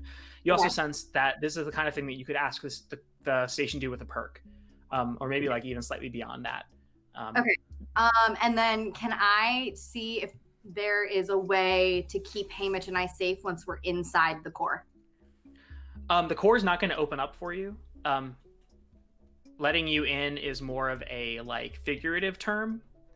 That's a huge... It's not literally going to open up and you be inside of an egg. You will be exposed to whatever's outside I'll be inside the while egg. this is happening. Okay. Cool. I'm trying to cover You up look the... great. You look great. Stop being Don't be married so on Maine. self-conscious. I'm mostly just trying to cover up. Horniness. Great. Those are only 2 That's all your questions. Yep. Palace. I was gonna Your say comp- that literally the first thing that Palace was gonna do was take out his terminal and start trying to do some shit. So it could be something to do with that. It could be something to do with I'm gonna say you can't find your terminal on you right now. Actually. No! It's not missing. It's definitely there, but you can't use it on this first turn. It's stuck in my ass pocket. Ugh, I can't get it out. My pants are too tight. Shit. You're like in this moment of panic. You're just like trying to fish for your terminal, and it's like you can't quite find it, and then you find it, but it's like in a weird spot, and you're just trying like in a split second. You just can't use it on this first round. I So you have have a to do something else. important question. Yeah. Not much time has passed since that first fateful day where I gave Palace the Bite Me Daddy t-shirt. Is he still wearing that? Fucking of Good course question. I'm still wearing the Bite Me Daddy t-shirt, but we've established that I cut off the lower half to staunch a wound, and so it just says Bite Me. That's good. Beautiful. Good. Okay. For the audience at home, Incredibly important. Yes. It's important, yes. He's wearing golden tapestried pants and a Bite Me crop top. it is baby blue and Bite Me is in red. Just to clarify. Oh, it's awful. Okay, can we do this now? I'm fucking sweating. Great. Okay. Anyone taking one action? Yes, me. Okay. I'm taking 2 actions. I will. Okay. And anyone taking 3 actions? Yes. Great. All the people on the outside are taking 1 action to try to get in. So first, we'll roll for the Valent people. The difficulty will decrease as they work. So the first time they're going is a 13, and they have a +2, so they can't really make it, but that's okay. And they roll a complication. So you see that the blade gets stuck in the door, and you hear kind of shouting on the other side, and the blade gets wrenched free. They don't get through on this turn. Juris is going to try as well. They have a +2 as well. They can't really make it on this turn. We'll see what happens. They roll pretty high, so their difficulty will be decreased by more. You see the door on the left side dents in a lot, like something really heavy just slammed into it. All right, Palace, you're up. Okay, I move. Fuck. I am moving over to Juris's. Oh, shit, I don't know. No, fuck. I'm moving over to the door that Valent is trying to get in through, the sword door. And I'm literally just standing beside it. I'm pressed up against the wall, and I'm just staying there. Okay, cool. Trying to get my terminal out of my ass pocket. Yeah, just like fishing into your pants, and you hear a blade on the other side start to whir up. Can I hit the... Can I ask you something? Yeah, of course. If I were to EMP, could I affect them on the other side of the door? If I'm like right up against it? Yeah. Fuck yeah. Okay, great. Thank you. Yeah, for sure. Great. That's that. 2 actions. Al. My first action is to ask the core if she can fortify our space. So like make the door, like shape the room in a way where they are stuck in the hallway, or like just keep them away. You can try. So as you're trying to to like unlock the potential of this machine, go ahead and roll a empath check. Is This time? my is this the first of my like Yep. This Okay. time the difficulty is 12. this time the difficulty's 12? Yeah. Okay. It's so high. I roll double ones. God damn it. But that's +6, so that's a 7. To get to 12, I would have to burn so much. You can fail. It's fine. You have the thing from the prophet. But should I You can- start with that? Should I lead with that? It's up to you. You can fail. The only thing that will happen is it'll be 12 again, and you won't make any progress. I'm just gonna fail. You try, and you're just trying to get a handle on this machine, and it's too much information. Hamish kind of grips your shoulder and says, "Next time I'll help." And he closes his eyes and starts to concentrate. Thank you, Hamish. He will from now on, he's going to use his action. He's going to take 1 action. He'll always use it to help you. So all of your checks on this are pulled forward once. Your setback. You reach out, and the core actually seems to sort of like recoil a little bit in panic as all of this activity is happening around it. And it sparks suddenly, sending in a shock through your body. You take 2 damage. I don't have much vitality. Okay, that's our 2 actions. Cool.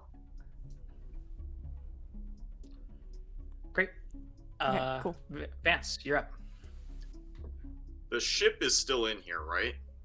Yep. I'm going to jump into it and bring it over so it is facing the Valent door. Okay.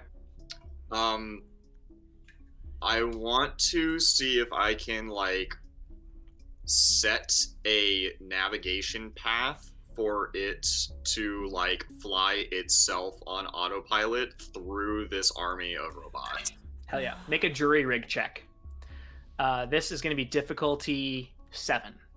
I hope you're not going to try and send it through the door before they get through it, because No, I'm gonna I'm trying to navigate the route right now. I rolled an 8 and I have a +1 to jury rig.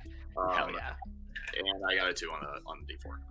Yeah, you reach into its guts and you manage to set this weird trick that to set up autopilot on these simple transport vessels. And you sorry, what was your D4 again? 2. Okay. And you do manage to set a navigation course. It will and you set it up so it will trigger when you shoot the engine. You have to shoot a specific part to break the engine, and then it will release the emergency brake and it will take off on its path. Okay. That's dope. Hell yeah. You won't have to roll to make that shot. Because you set this up and you succeeded on your check, it's just an action to do it. So you will have to burn an action, but you don't have to roll for it. You're not going to miss. It's just something you have to trigger. Okay. Cool. Don't forget you also have all your explosives and stuff. So you did go through the trouble of getting all those things. So don't forget you have access to that. I had 3 actions. Is everything I've done? That's 1 action. Oh no, 2. 1 to move, actions. 1 to do that. So with my 3rd action, I would like to dump all of the grenades and explosives and shit into the driver's seat, or whatever the part that's gonna plow into them. I just want to start sticking grenades onto of this ship. You absolutely do so. That's chaotic as hell. Great. That's gonna be good. Love that. Love it. Thanks. Yep, you have created a weapon. Everybody, get out of the way! I've done it again. Stuff's gonna blow up.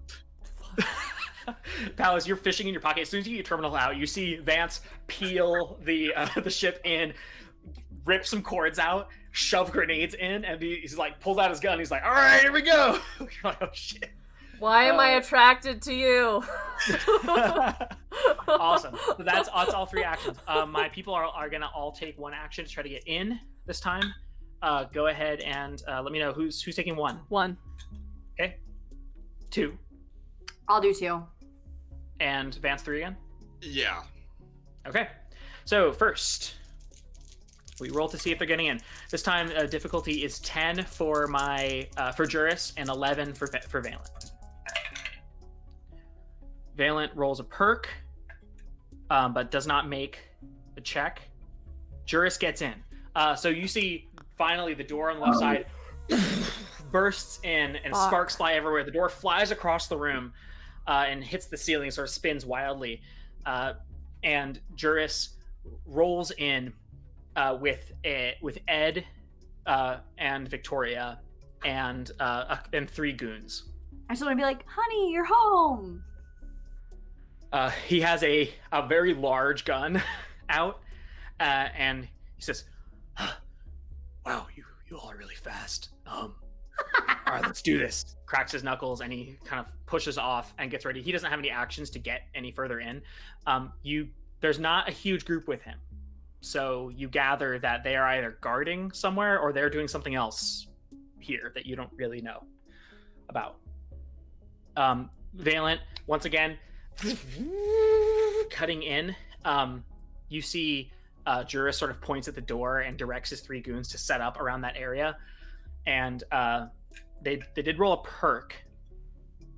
and you get the sense that their next check is going to be set forward. They made a lot of progress on this next one, and it's pretty certain they're going to get through on this next round. Okay, 2 actions.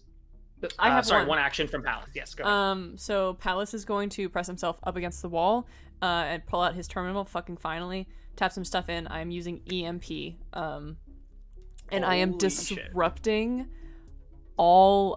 They're using an energy blade right now. I think is some kind of shit. I am disrupting all technology like that in their zone.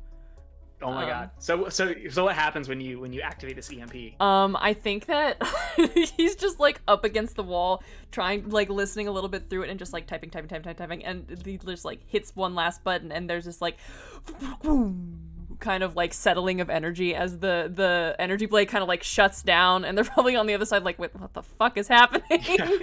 You all see, and the energy blade goes quiet. All the lights in the room flicker. Yeah.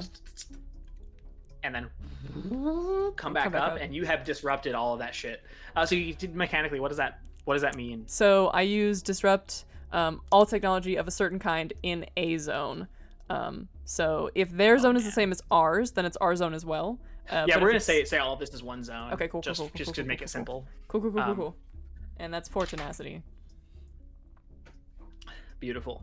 So their check is now set forward. Their check was going to be 9 this time. So how much do I add to it now? Increase the difficulty of checks made with that technology by your ranks in hack. Actions that do not require a check fail unless the user succeeds on check 6 plus hack. And my hack is +3. That's my ranks. Okay, so they have to roll 13, which they cannot meet. They have a +2. Yeah. So you have delayed them by at least 1 turn, which is clutch. Nice job. All right, great. So that's our 1 actions, 2 actions. Al. Okay, so I'm gonna start with the empath check for this lady. Okay. It's pulled forward. So roll d12. And the DC is still 12. I'm rolling dicks, y'all. Come on. 9. I'm gonna burn 3 tenacity. Okay, you succeed. You close your eyes and once again reach out with your consciousness, and you grip another part of this machine's intelligence. You sense all of the pieces of Ceres connected together in this mosaic, and you sense briefly, like a flash, the people here. You see people out in the hallway taking up positions around the core. You see a group of people rushing down the hallway behind Valent, and you see Valent's soldiers turn, giving off no heat to your sensors, and open fire on the group of people charging down behind them. They're getting mowed down. You see beyond, in the rest of the station, thousands of people who are going about their lives. Some of them are spending time together in their homes. Some people are packing up, trying to leave. You see a group of children who are playing together. You see the life of people who live on Ceres, who took this place and made a home out of it. And you have succeeded on your second check. What'd you roll on your D4? A 2. Okay, so no perk, so you can't command it to do anything, but you are 1 step further to gaining control of the station. Okay. Great. I didn't do the second action. I should have just taken 1. Oh well. You can do something else. Juris is here. I what? Juris is here. I don't have anything to say to him. Okay. Cool. So you can use your second action to pull your next check forward again if you want. Oh, okay. What is that? Cool. It means that you would roll a d6 plus a d8. Okay. Cool. So that's your stuff. Vance. I guess I'll just rush over to Juris and sort of like take a knee, aiming at the ship, and sort of like motion down for everyone to make like the firing line here, kind of behind the computer. Okay. And I fill Juris in on the fact that the ship is a trap, and as soon as the door is open, we're gonna annihilate the army. Awesome. He says, "Good plan," and he sets up his people. Ed sort of takes a knee next to you and pulls out his massive blade, spins it in his hand, and tries to activate it. And then it's like hard for him to do it. He's like, "What the?" And then it activates. Palace, you catch his eyes and you're like, "Oh, Sorry." I clap Ed on the shoulder and kind of give him like the predator handshake. In the back of my mind, I'm just like, I don't say this out loud, but I'm like, fucking hate this guy.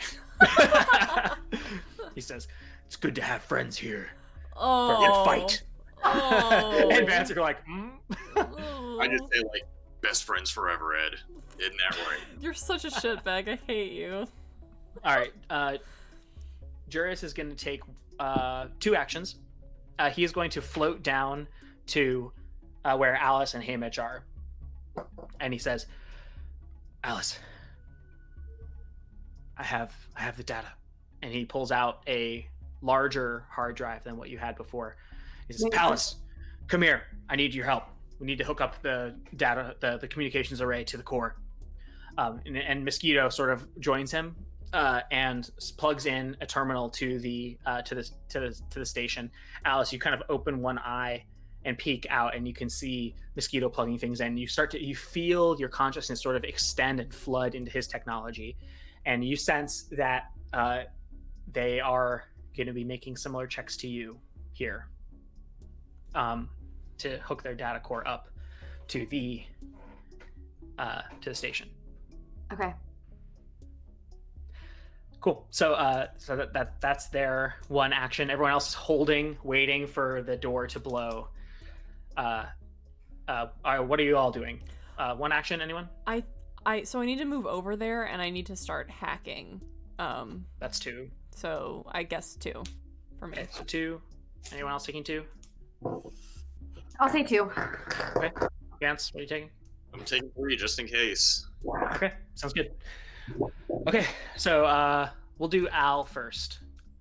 Okay, so this time I'm rolling, what is it, a D8 and a D6? Yeah, and add that together. That's your main roll.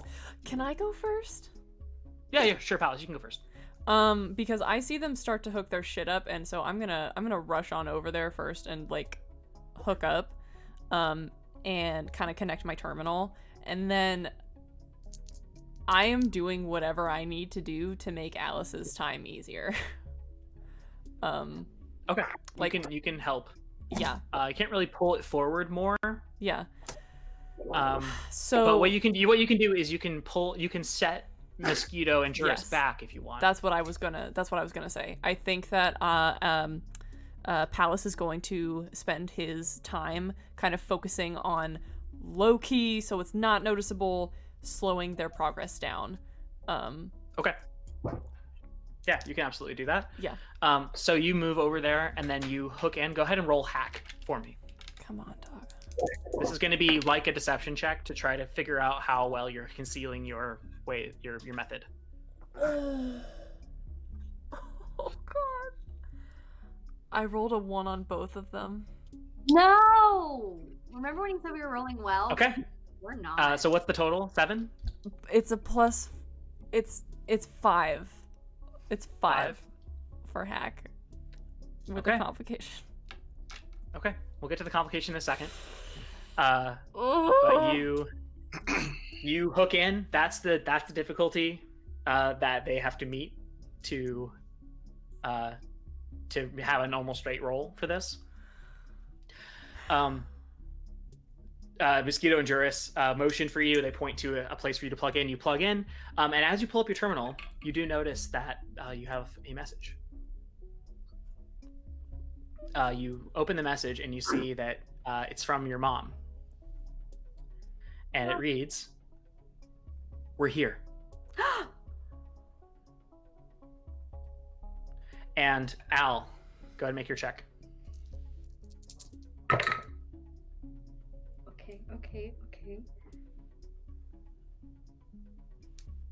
15. Oh, oh my gosh, nice. What'd you roll your d4? A 2. 2? Okay, cool. But I would like to turn. Oh wait, this isn't a complication. Damn it. Never mind. Yeah, sorry. Might come in handy later though. So you reach into this place, and then your concentration expands beyond Ceres to the immediate space around it, and you see a large, fancy frigate. Fuck. On the outskirts of Ceres, slowly orbiting around. You see on the side, the Francis Drake is the name of the ship. God. And you immediately intuitively know that this is Pallas Drake's family here to rescue Pallas. I want to open one eye and look at Hamish and be like, what are the odds we can get on that ship? Hamish is like, take some fancy flying. Let's try it. Hold on. And he closes his eyes and he continues to focus on helping you. You, as you're communing with this machine, you sense Hamish's consciousness sort of digging into it like roots into soil. He's sort of connecting with the life support systems. The fans begin to turn faster the whole place seems to sort of enliven. The lights are flickering brighter and brighter as you burrow deeper in here. That's 2 successes, correct? No, it's 1 success. No, it's 2. 2. 2 successes. Okay. So your next check is going to be a 17. So keep that in mind. Okay. Am I able to use my second action to push myself forward again? Yeah. You can hold your second action and try to pull yourself forward again. Okay. And just for the fun of the story, this would be the first time that I've ever experienced Hamish's consciousness because I can't read him. So it's dope. Oh, spicy. Yeah. Spicy. Great. Spicy. Not spicy. He's much older than me. And No, I'm not. I'm not saying it like that. I'm just saying it's like a cool new thing. Ignore me. Keep going. Yeah, sorry. Vance, 3 actions. No. Okay. So I really can't. I feel like I can't do too much until this door blows. So I'm going to basically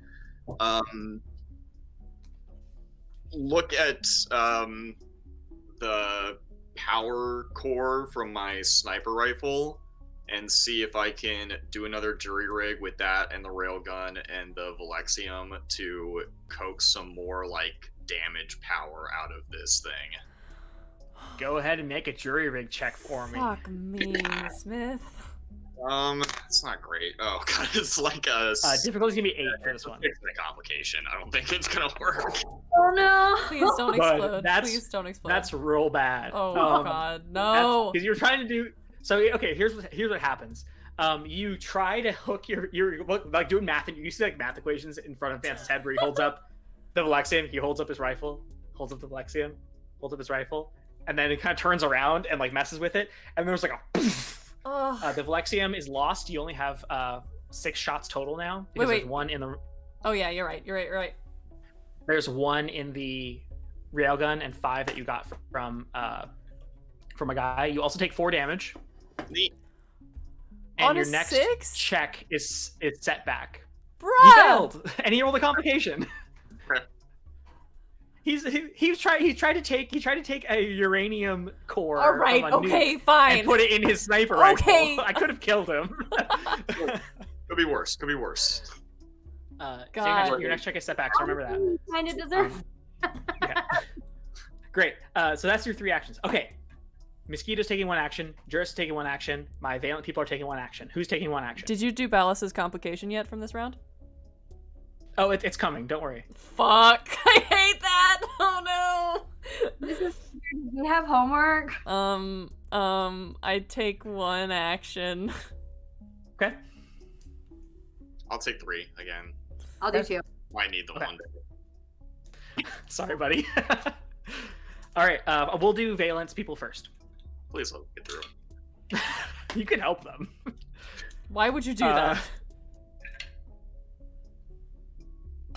All right, they get through, but with a complication. Wait, with what? Their guns? No, they can still use the blades. It's just harder. But they rolled real high. Motherfucker.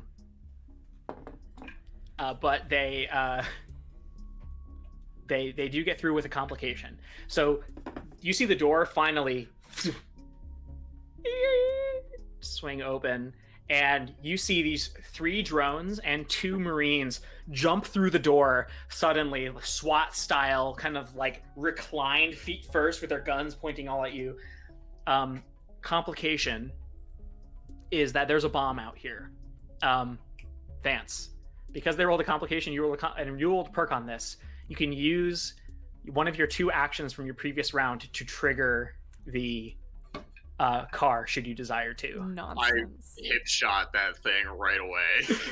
Pops in your face and you're like, shit, pow, and you zoom in on the bullet. It flies through into this tiny hole in the engine. It bounces around, hits a canister. The canister starts leaking gas into the engine. Suddenly the engine revs and the car kind of rocks unstably in the air, and like a bottle rocket sort of ignites and then twists in the air a little bit, and massive explosion. The 3 drones shatter immediately, and the 2 Marines fly off to opposite corners and slam into the wall. You get the sense that they have been hurt a lot by this. That's so tight. Their helmets are cracked. Their armor is dented and smoking, and you see the car bouncing around in the tunnel, just fly into the distance, knocking people over left and right. You have created a crazy distraction here, and then in the distance you hear a and the pressurized air kind of flies into the room a couple seconds later as the car detonates in the distance. Fuck me. Good. Yeah. So that's good. Juris is distracted for a second and looks over, and he is going to use his 1 action to shoot at the Marines. He's gonna go ahead and fire at them with his gun. It's a perk, but he does not hit. He fires at them and manages to send one sort of into cover for a second, so that one is going to have to use an extra action to get out and move closer enough to fight all of you. That'll be his perk, and he does not use his action for other things he had planned. Mosquito's going to use his action to hack. He has to roll against a 5. Don't say it like Otherwise, that. he will get in here and be able to make a check next turn. He rolled a 4. Yes. So he's blocked. He's typing frantically on his terminal saying, I can't get, what's going on? And then he looks at Palace. And you'll share a moment of recognition. And he turns to Juris. He's like, Juris, there! And that's the end of that moment. Oh boy. Palace, you took 1 action. What would you like to do?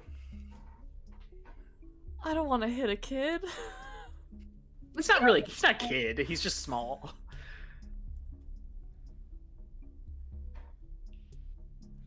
Fuck. I am not strong. It's probably a bad idea. Shit.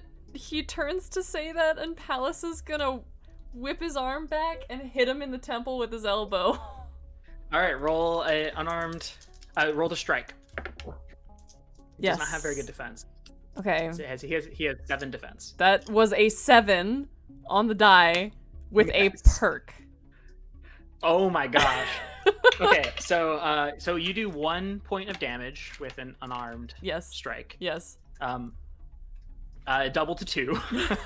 You crack him in the head, and I'll say that he's surprised enough that he actually spins backwards in the 0 gravity, sort of out of control, and is now away from the terminal. He's gonna have to use an action to move closer if he wants to hack again. Sorry, Mosquito. I like you a lot. But as you do this, Juris whips his head around and stares at you. His eyes pierce into your soul, and you see murderous intent at your betrayal. Fear. 2 actions, Alice. I'm gonna roll. Okay. My girl.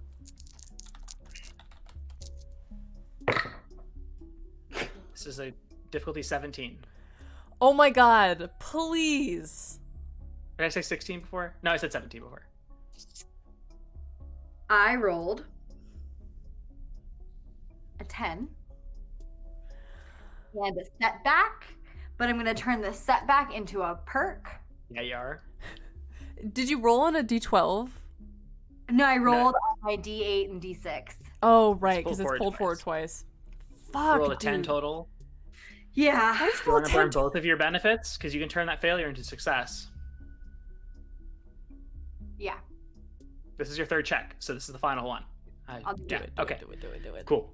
You see in this moment a tangle of wires, a flood of digital information over your consciousness, and you begin to be overwhelmed as if you are falling down this infinitely deep pit, and a point of light is closing above you.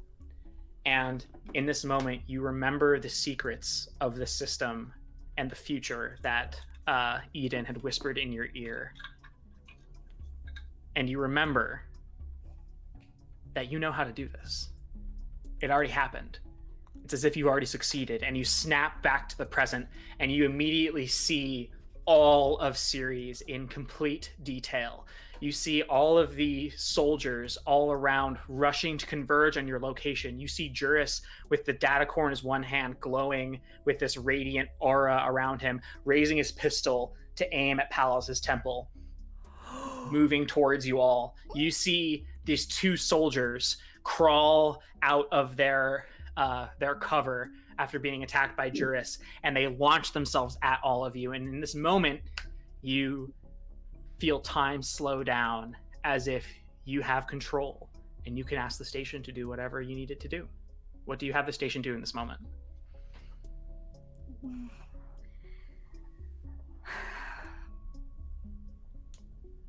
Oh gosh. I have so many things in my brain. I ask it to dissolve. Okay.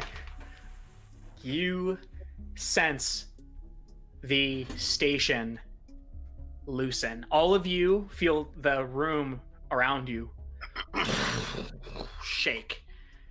And as you command the station to break apart, you see all over the station in your mind's eye, Alice, all of these alarms go whoop, whoop, whoop, and airlocks begin to shut people into different sections. You see this family of people kind of look around as the alarms go off, and they grab their kids and they run into the nearest shelter, and the door closes behind them. You see as these people look through this doorway at the next room, there's another group of their neighbors or whatever on the other side, and they kind of like wave nervously to each other, and then the doors suddenly, like the windows that are lined up against each other, shift as the one room spins and the other stays still. And you all feel this whole place shudder.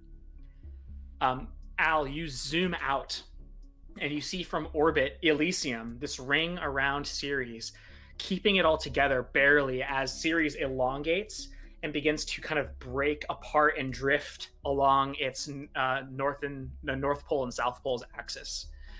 You sense that Elysium and its system is the last piece that's keeping this thing from disintegrating and becoming multiple pieces that can all act independently.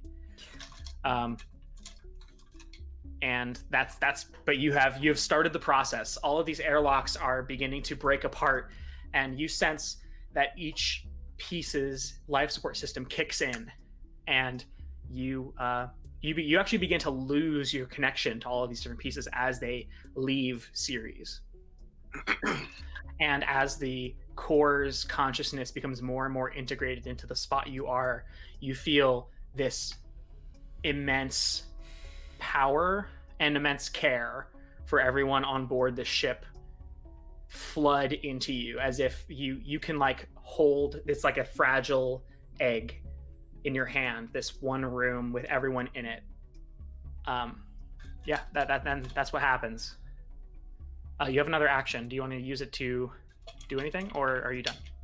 I draw my gun and step in front of Palace. And I look Juris straight in the eye and I say, there would have been no winners. There was no other way out. You betrayed me.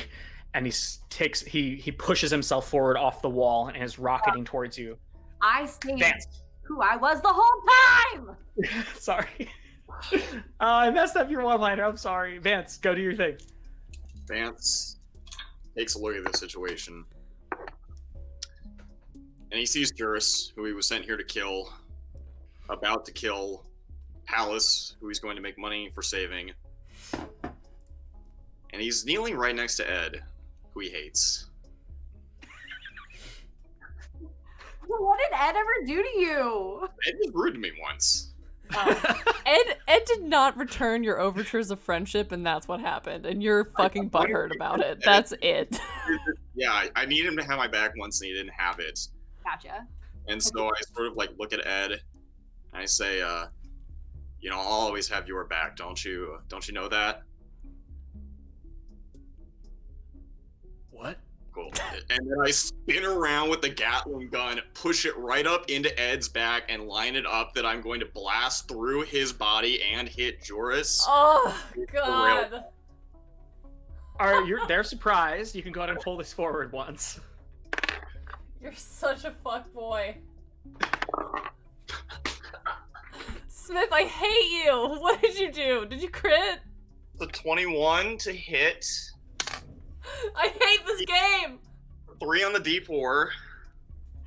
I hate this All right, how game. much damage do you do, first of all? So, the railgun naturally does 8 plus my reflex, which my reflex is 6. That's 14. And this is obviously an empowered double shot. My biotics is now 4, and then empower is another 2, so this does 20 damage to both of them. John, this is your fault. You did this.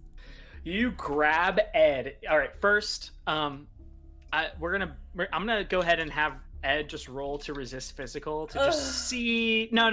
You roll too high, and your reflex is too good. You don't actually have to move him. You just have to get around him. Get around from like kneeling beside him and put it up into his back. Ed has a hole in his chest now, a smoking crater. He goes flying, careening around the room, hits the wall with a smack. Juris takes a shot to the face, and you see the entire side of his face is gone. Oh, bruh. He spins over once and then puts a hand out to try to stabilize, and he holds his hand to his completely destroyed head, neck, and shoulder, and stares at all of you and is like, I thought this place is mine. And he's gonna have to roll to endure on his next turn. Smith. God. What? What was I It's supposed crazy. to do? All of the goons next to Vance are going to spin and try to shoot Vance. So they're all going to do that first. There's 3. So first one rolls a 12. Are and we perk. claiming actions? These all going to be 1. They're going to go first no matter what. Okay. Yeah, my defense is 12. So Okay. We said that hits or not. That hits. Okay. So you take 6 damage from that with the perk. Second one rolls, really good. It's a 15. That hits. 3 damage. Oh, boy. How you looking, And buddy? the next one misses with a 6. No, sorry, with an 8. Okay. They roll a 2 on the D4. So these 2 guys just turn like, oh fuck, and just like light you up as you're trying to like spin and get out of the way. The other 2, the Valent Marines are going to take 2 actions each. All right, let's claim. 1. And I'm taking 1. 1 from Al. 1. 1 from Palace. Juris is also going to take 1, but I'll let you choose whether to go before or after him. Vance, what are you doing? 3. The gun takes so many actions to shoot. Sorry. I Smith. That's the downside. I'm sorry. So, okay, Al and Palace, would you have to go before or after? Before. Before. I'm going. Both of you before? Okay, Palace, go. EMP, I'm disrupting all guns in this zone. Okay. All of the, you see Alice's gun loses its energy. Vance's railgun sputters in his hand. All of the goons, the goon that missed Vance, his gun just like sparks and heats up in his hand. He has to throw it away. And as Juris tries to recover his gun, the clip just like disintegrates as it heats up and falls out of the bottom. He has 1 shot in the chamber. So now, Al, go ahead. Oh, are we about to go? I look over at Palace and say, "You couldn't have done that before I shot at." Or Hey, after listen! I was trying to do other things. All right. I would like to try to channel back into the core of just the ship that we're on and see if I can get her to do something to Juris. To Juris? Mm-hmm. Fuck that bitch up. Okay. Go ahead and roll. What do you want to do to him? Well, I don't really know what the capability. Like, can I envelop him in a room of metal or something? Yep. Roll empath against Juris's defense. His defense is 13. Is this pulled forward because of Hamish still? Yeah. Okay. Is there I'm a not- chandelier on the ceiling that we can drop on this bitch? I'm trying to mold Earth, basically. Bum, bum, bum, bum, bum, bum. Okay. I rolled a perk, and then I rolled, what was the DC?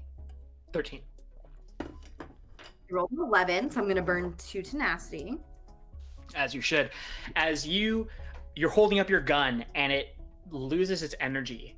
In an instant, you drop the gun and reach behind you and put your hand on the core. This blue energy spiderwebs out around this dome, and all the lights in the room go dark. You all hear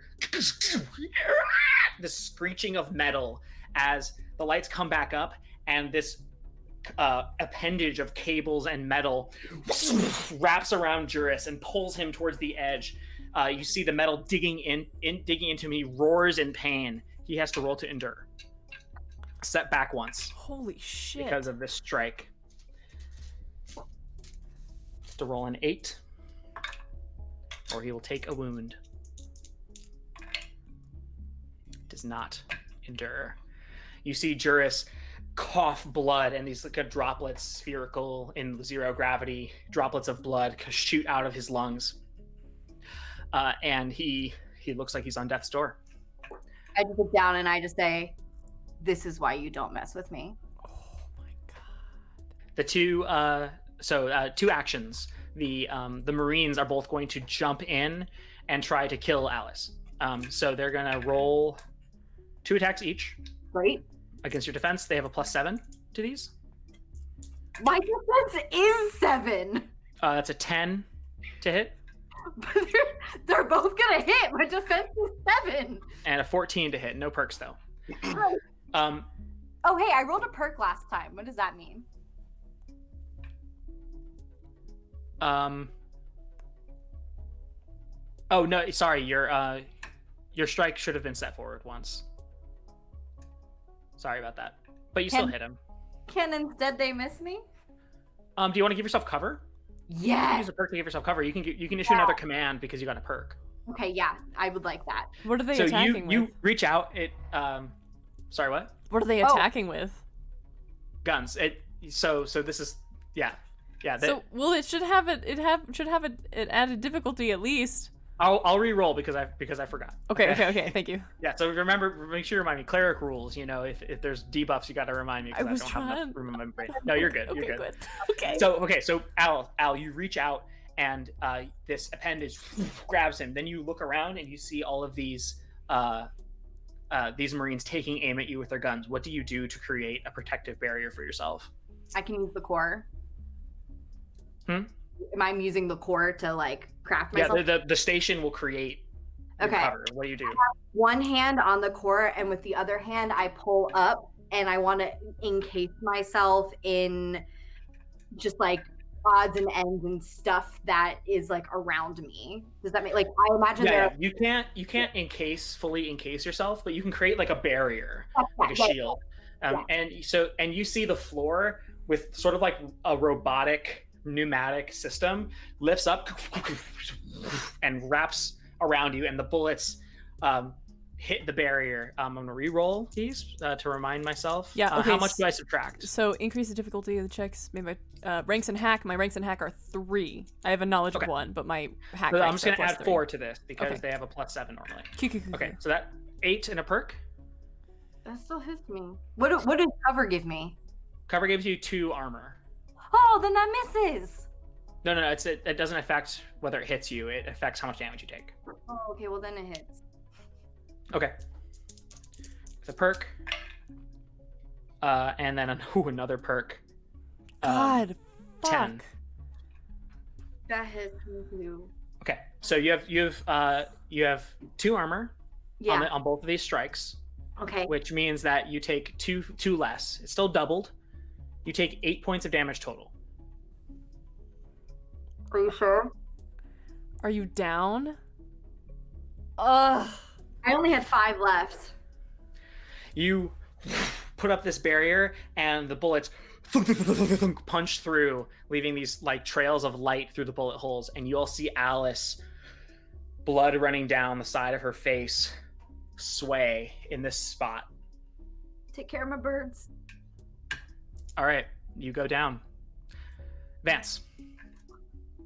I see these 3 chuckle fucks who just shot me, and I swing over and point the gun at them as I take like ding, ding in the armor on my shoulders, and I just want to point it at them, all 3 like conveniently lined up, and just like nod my head and just count 5, 4, 3, and then I sort of pick up the helmet. I'm like, "You're allowed to run."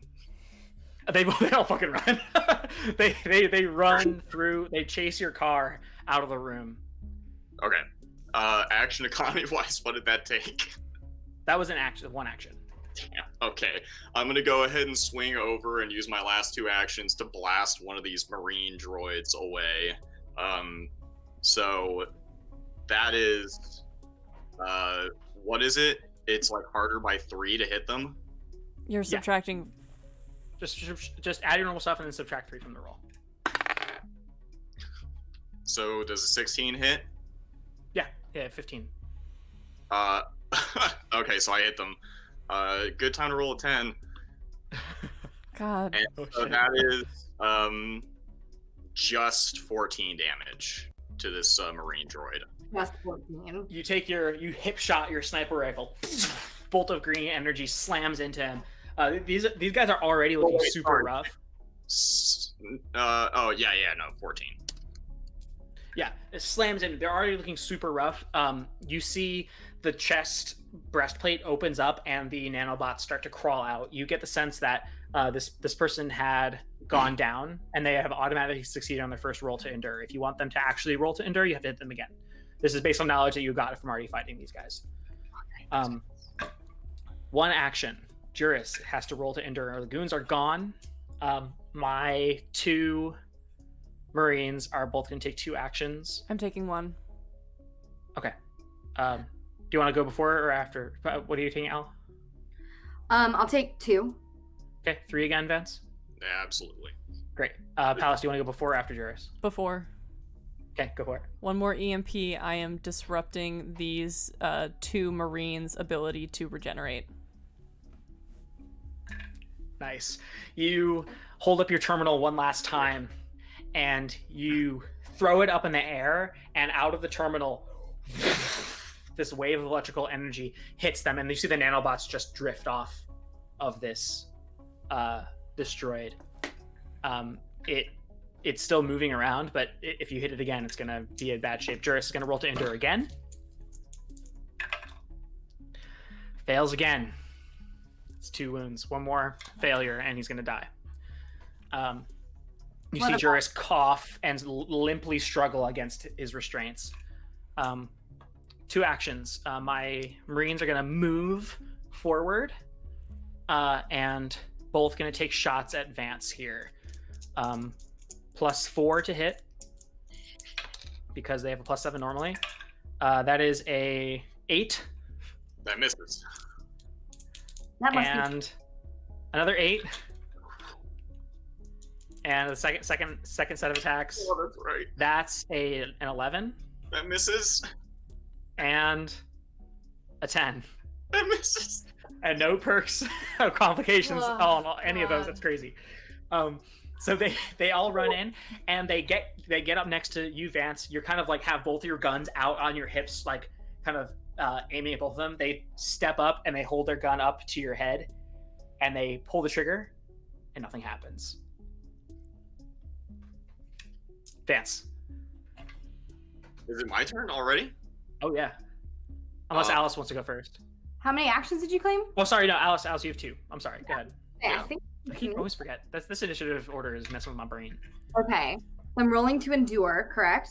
Yes, roll to endure first. I'm not pulled forward because I'm dead. Mm-hmm. Actually, Hamish is going to use his action to try to help you. You can pull it. You can pull this forward. Okay then. What do I have to roll? Above an 8, 8 or above. Rolled a 7. And I burn tenacity. Mm-hmm.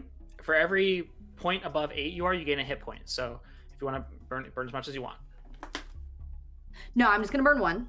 Okay. So you have 1 vitality, Okay. and you are up. You can take your 2 actions I do have a complication. on that roll. Mm-hmm. Okay. So your next action is set back once. Okay. So my first action is gonna be to take one of my own brews. Which gives me, what does it give me? Let me look. Heal for vitality equal to your empath. Does that mean I take my willpower and my empath, or just my No, empath? just your ranks and empath. That's a big bummy, but that's okay. I have 4 vitality, which is almost full for me. And then I'm going to, I have one more action. I'm just gonna can I hide? I'd like to hide. Please hide. God. Yeah, you can try to hide. Take Yeah. cover Go ahead and somewhere. roll to sneak hide. I'm not pulled for, I'm set back on this. You're set back on this. So you kind of you push off the shield you made, and you scramble into the nooks and crannies at the edge of this room. You're like bleeding out. Oh god. am. Do I roll, what do I roll from setback? Setback is just it's 8 D8. Okay. This is gonna be against their vigilance score to see you. Okay. I rolled a 9. Okay. So if anyone needs to try to find you, then their vigilance score gatekeeps whether or not they see that. Great. Okay. That's 2 actions. My Marines. They already moved. Already took their 2 actions. Yes. So Vance, you're up. So I have these 2 Marine droids with their guns to my head, and they click.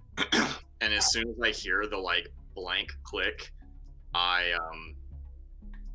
sort of pause for a minute, and then just dive forward and barrel roll away. And as I do, I spin around, and these 2 droids kind of comically look down to the floor in between them and see that there is a charge of Valexium sitting there at their feet. And as I slide away, I take my pistol out and I shoot it. All right. Roll the shoot. Shit. Are you gonna I mean, you're not gonna. This roll is to see how much damage they take, really. Okay, so it's an 11 to hit the Valexium. Okay, so they have to roll dodge against 11, and if they succeed, they take half damage. The Valexium is gonna do 8 damage flat. Okay. When it explodes. Okay, so they roll against dodge. All right, they have a +3 to dodge. Okay, one of them succeeds. And one of them fails. So the one that succeeds gets blown back and sort of like 3-point landing above you, upside down on the ceiling, hits and manages to pull its blade weapon. That sort of like, it tries to ignite it and doesn't ignite, and then it ignites again. Palace, you messed these guys up so bad. Fuck you, bitch! You broke my leg. I'll take your knees. The other one, which is the one that was damaged, which failed, gets just scattered. It is gone. The pieces go ding ding ding ding ding ding off of the oh, edge, is it? And the room spins wildly as with the momentum of the explosion sends this piece of Ceres bumping and careening against other things. It's like a billiard ball in the triangle. Fuck yes! Oh my god, is that Marine dead? It's dead. Oh, It's gone. That was clutch. hell yes. All Smith. right. Next up, one action. Juris is gonna take one action. Hopefully, he can survive this one. I'm gonna take one action. My one Marine is gonna take 2 actions. I'm gonna take 2. Okay. Juris is gonna roll to endure.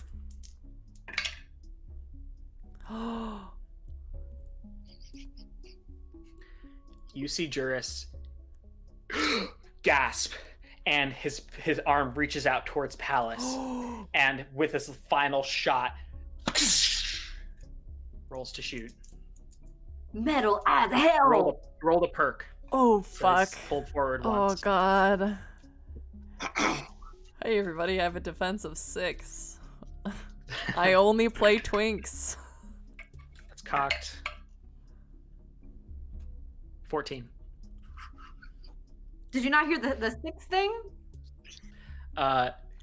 With practiced aim in his final moments, his face smoking, scarred, destroyed, his beard is on fire, reaches out and with one of his last final breaths pulls the trigger, and in slow motion you see this flash of white light and this bolt of energy slams into you.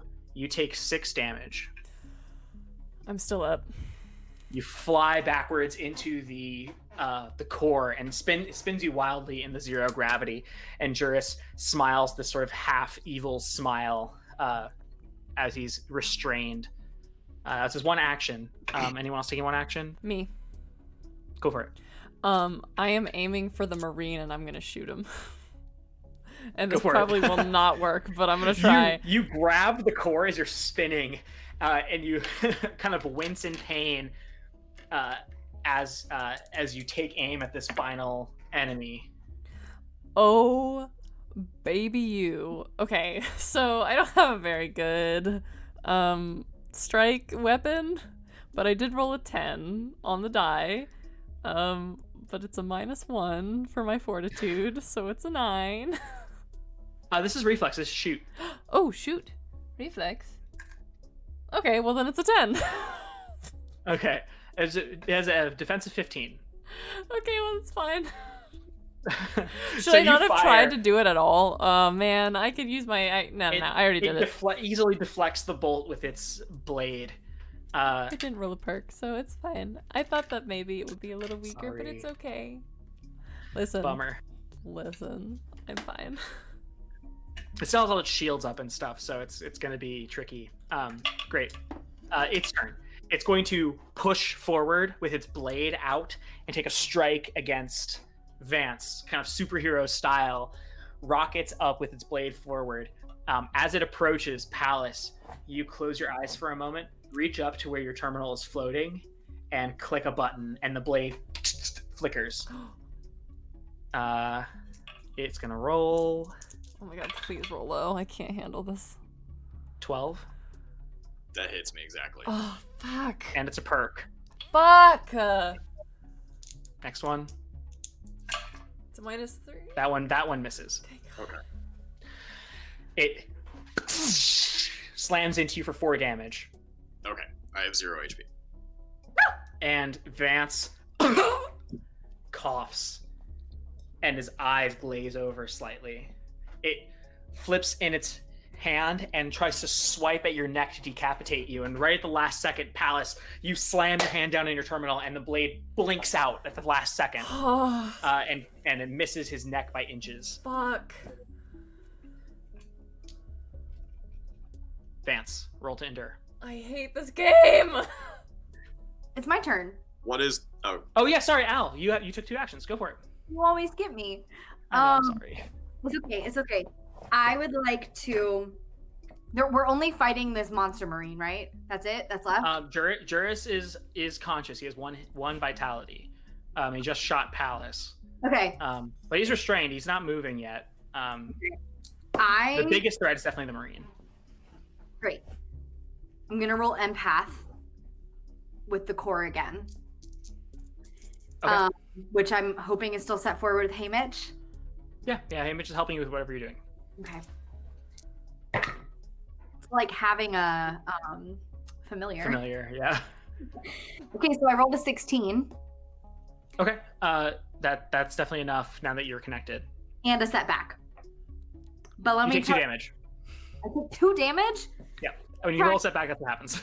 You're trying to kill me. Wait, aren't you? No, you took a brew. You're good. Never mind. True. With my connection to the core, I reach out my mind to all that's left from Ceres inside this core. Mhm. And I'm trying to find anything that I can that could shut down the robot marine. Like how he's powered, how he's controlled, sever the you know that the marine is controlled by the data array on Elysium. Elysium is not broken up. It's its own ring that's holding everything. It's the last thing that's holding everything together. So does the core control that I'm No. communing with? Okay. Elysium is a completely different system. You'll have to somehow attack it from the outside. Okay. Then can I try to get it to do the same thing that it did to Eurus, like hold it down? Yeah, go ahead and roll strike. Roll empath again. Oh, sorry, no, you already rolled empath. What'd you roll for your empath? 16. 16. That hits. Okay. So you do 4 damage as you try to hold it down. It's going to roll resist physical against that. It does succeed on its resist physical, but it rolls a setback. So you manage to swipe it, and it careens and bounces around the room, and it's going to take a little bit of extra damage from you. So it takes 4 damage total. Okay. That is enough to cause it to go down, and it will have to roll to endure in order to do its next thing. Okay, and then with You my hit other it. action, I run towards Vance. Okay. Vance, roll to endure.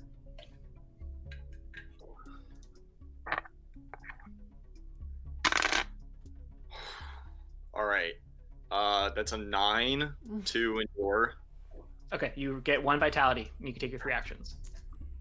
I see this thing has like gone down. Mhm. Joris is still alive, right? Yeah, he's kind of shakily holding his pistol. I heave up the railgun, and with my empowered double shot, I'm gonna let out a burst to try and eliminate the marine, and then flip around and finish off Juris and collect my bounty. All right, 15 to hit. that hits exactly. 15. You, what? How do you do this? I like get stabbed, and then this thing gets like beaten and battered around by the room itself. And I've been very busy murdering, so I'm like only vaguely aware. That's all been like in my periphery up until now. So I'm very just like, oh, what the fuck? And as I start, the gun just like accidentally lets off and blows this thing to pieces. And then I sort of just shrug my shoulders and watch Juris like trying to aim his gun again. I just whip it around and pop him in the head. What do you say with your finishing move as you collect your bounty? You're an asshole. This is a requirement in the rules. This is a requirement. I'm trying to think of what the most poetic words here are. And I like sort of walk over like lazily to finish him off, and I kneel down and take off my helmet. I'm like, how did you wind up being the worst person out of everyone in this whole adventure? Than me? Worse than me? Do you see everything I've been doing? How are you a better asshole than this? It's not too late to help me. We can work together. Is there a bounty involved? Because the way I see it, there's a bounty involved in doing this. Yeah, and you finish off Jesus. Duris, and you collect your bounty. Oh my Um, god.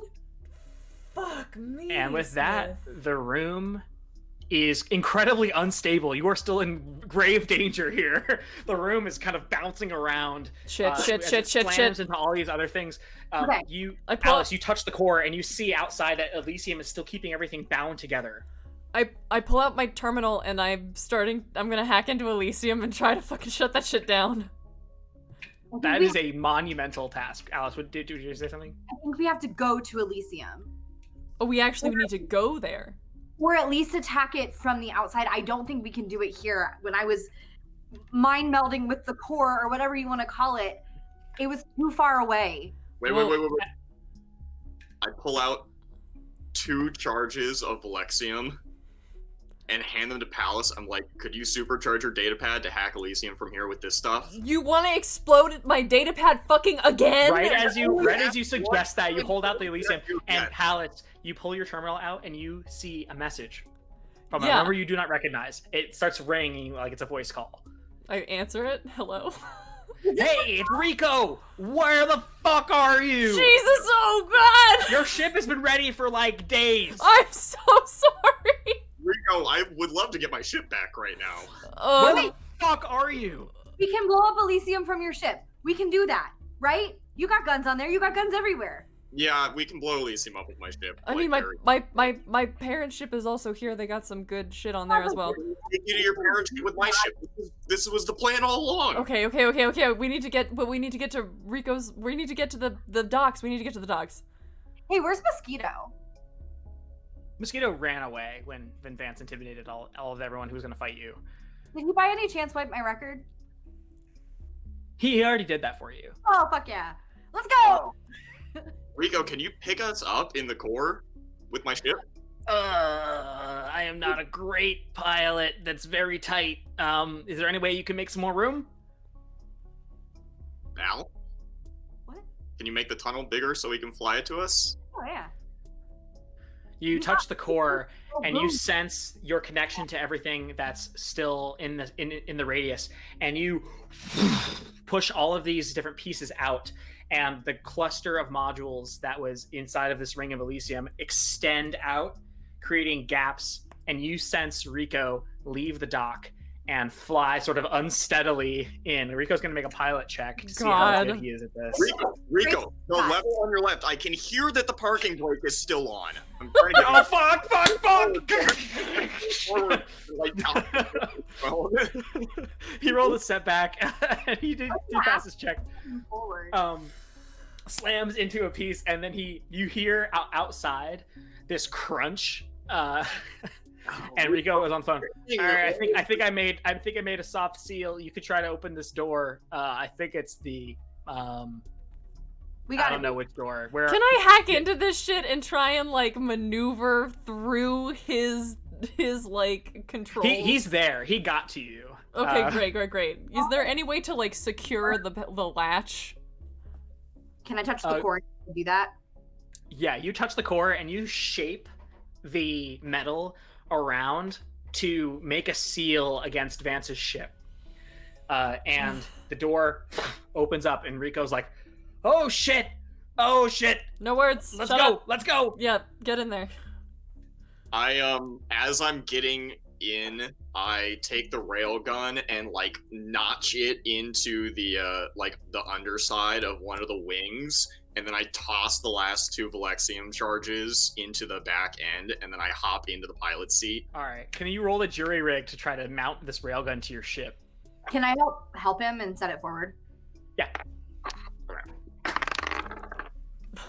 I'm so It's sorry. difficulty 8. I'll be back in 2 seconds. So I'm gonna burn 3 tenacity to make that work. Nice.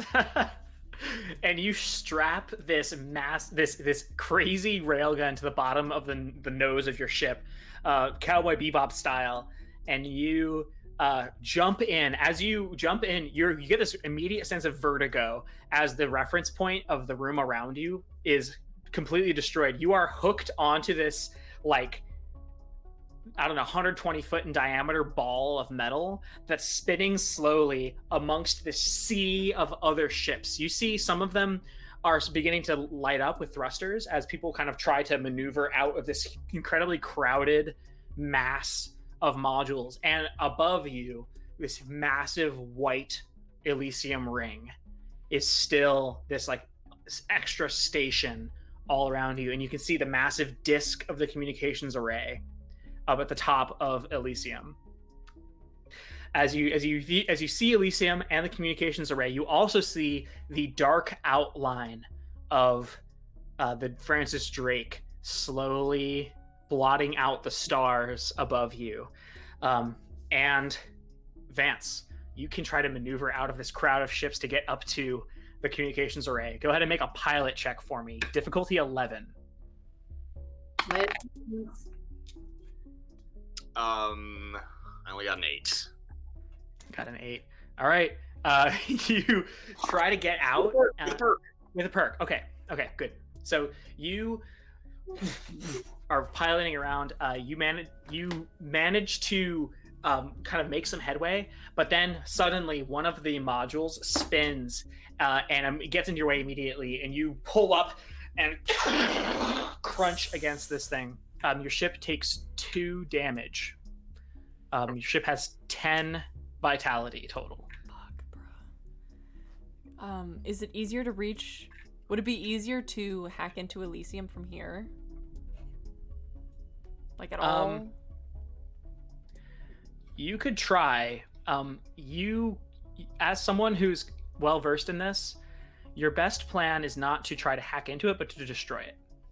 Great. Unfortunately, this kind of thing that, like, if you're using digital means, it's really hard to like just wipe a database that large. Yeah. Best plan is to just destroy it where it is. So you fail to leave.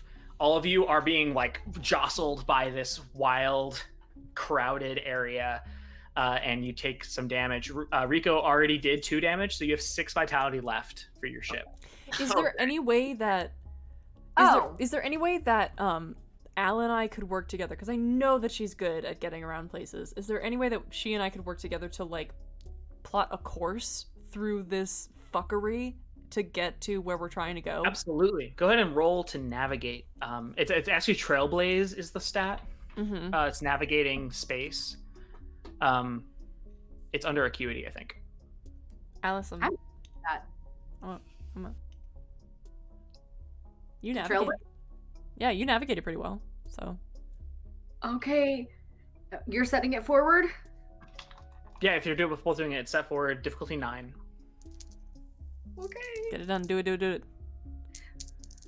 I'm better at navigating than trailblazing. It's okay. It'll be fine.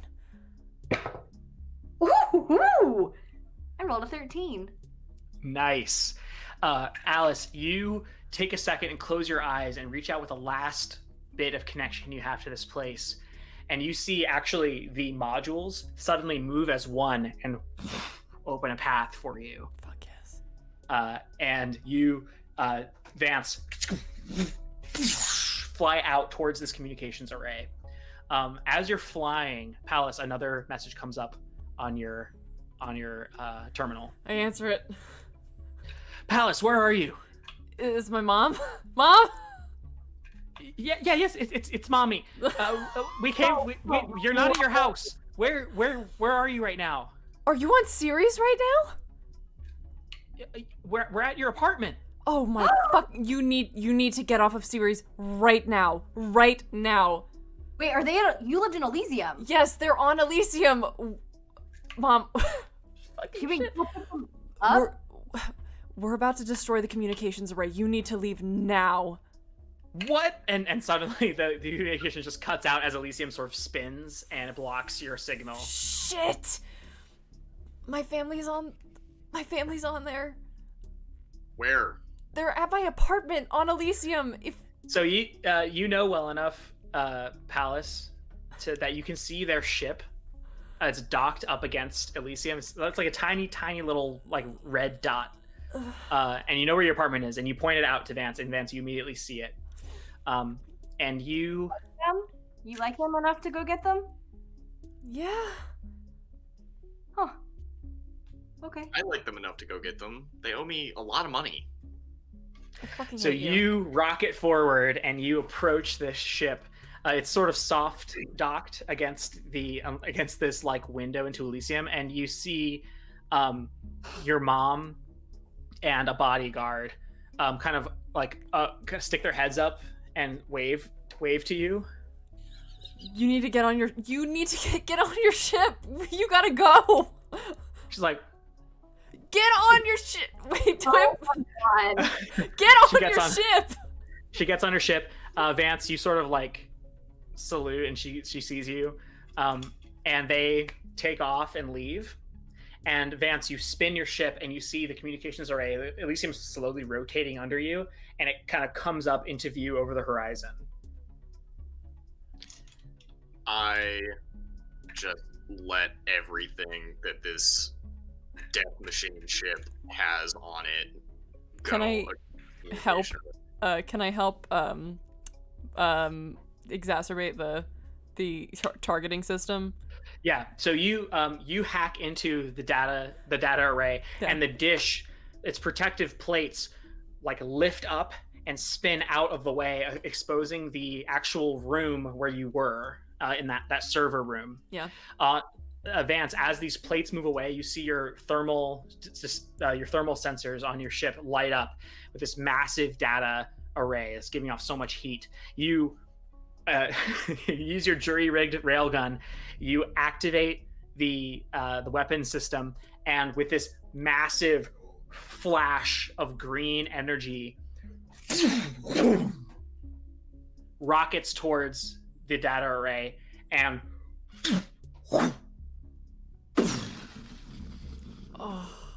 silent explosion as the data array just breaks up and disintegrates into nothingness. Your ship actually like jerks back several hundred feet as you shoot this last bolt. All of the chairs in this long ship that's designed for like quick combat maneuvering like slide back to the rear of the ship as it absorbs the impact. And you all have ended the communications array and data servers of Valent on Ceres. You see from this vantage point, all of the modules start to turn, and thrusters that were hidden on the interior of Ceres come to life, and people start to make their way out. Alice, you close your eyes and you could hear over the radio waves thousands of conversations of people making plans, where to hide, where to go to, how to connect and share resources. People making their escape. And the Francis Drake looms over all of you, and Vance, you see the docking bay slide open, and a request to dock you on the Francis Drake comes through your terminal on your ship. Every time someone wanted to dock me. I glance. Yeah, I float on it. Great. You float up into the bottom of the dock. The doors close underneath you, and the magnetism grounds your ship, and you all the pressure indicators around you slowly go from red to yellow to green as they oxygenate and pressurize this chamber, and you all are safe to emerge. As the canopy opens, Palace, your mom, and the bodyguard, this kind of tall, square-jawed beefcake dude, they both bust into this kind of smallish docking room, and she runs forward and embraces you, sort of sobbing into your shoulder. I think that he does the same thing and just like collapses into her, just like crying. She says, What happened to your clothes? Oh my god. And she looks at you, you're covered in blood, you have a bullet wound in your chest, your leg is in a brace. It's been the worst fucking day ever, Mom. Oh god. Look, yeah. I know that I know that this is not a good time for bad news, but we need to send you away. What? I'm sorry. What? I stole the ship. You stole Dad's ship?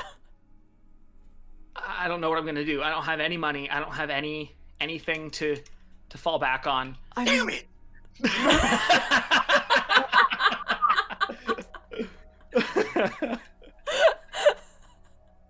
We're gonna have to try to convince your father one way or another to set us up somewhere. I don't know. Mom, I have access to the family accounts. I can just take the money. What? You can do that? It's very What, recent. Hal, that's stealing. No, it's very recent. I've never done it before. Yeah, stealing. Yeah, but it's from Dad. He's a dick. He is a dick. You're right. He's a dick. And she turns to you, Vance, and says, and you, Alice, you too. Thank you for helping my son. He is useless. He's totally incompetent. And is there anything I can do to help you Miss on your Drake, way? I think your son is less competent than you give him credit for. Wait. I literally saved your ass so many times. No, I'm sorry. It was a grammatical slip up, Alice. He's more incompetent. No, wait. I could fucking send you out of the airlock right now. Are you serious? Alice, what were you saying? I've said that Palace was more useful than, well, I was gonna say than I expected, but he bailed us out of some tight spots and has a lot of skills that may or may not be above board, but I respect that. I just need a ride, really. I'd like to not ride with Vance anymore, no offense, but you smell like socks. So I'd It's like all the to... Valexium. I'm sorry? It's all the Valexium. Yeah, no, it doesn't smell good, and I'm pretty sure it's radioactive, so really you should put it in a red box or something. I think Anyway, I could use a ride, is what I'm saying. Sure, yeah. Absolutely. And you, sir, Vance, is that your name? yeah. Yes. Is there anything that you need? Well, a bounty on your son was the original intent, but since you don't have money, I guess I'll pay anything. Palace, pull This is worth 50,000 credits from the account. This will bring out better for Vance than it should. Alice, your mother. You helped my son. I You got him off that station. I did. You're right. All that happened. Mom, he took me hostage. I saved you. You took me hostage. We Palace, shouldn't glaze. Palace, just transfer the money. This best in situations just to pay the person with the special skill set and be done with it. He pulls out his terminal. He's like, I have a fucking special skill set. Nobody ever fucking pays attention to me. And he's like transferring the money. Great. And you all, she sets Alice up with a shuttle, that you can take off of, take whenever you want to. Palace, you get medical attention from the staff. Thank you. And as everyone's leaving, Palace's mom approaches Vance and grabs you by the armor and kind of pulls you in If you fuck close my mom. and says, I have a job for you. Let's talk. Rico, get to work fixing that damage. Rico pops up out of the ship. He's like, "Oh, Yes, sir. Yes, sir. And he ducks back down. And she relays to you that a certain Valent associated oracle, last name Drake, is on Ganymede and needs your attention. As you all turn the Francis Drake and shoot off towards the inner planets, you leave behind the slowly spinning core of Ceres. The lights inside flicker, and right as the core goes cold,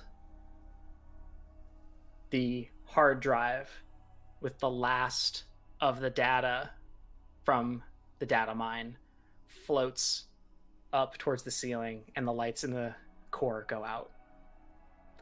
And that is the end of our story. Oh, John! Yes! I like the nice setup for a possible sequel. That was so good!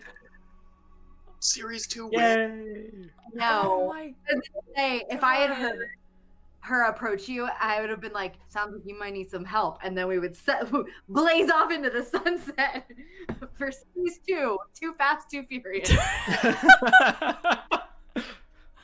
Oh, That was so good. what a highlight Yay. of the We episode. talk about the fact that we never use the fact that I speak Lunari a single time. Listen. Yeah. Yeah. The languages didn't actually matter as much as I had hoped they would. And the French didn't come up once. I was shocked. Sorry. Yeah.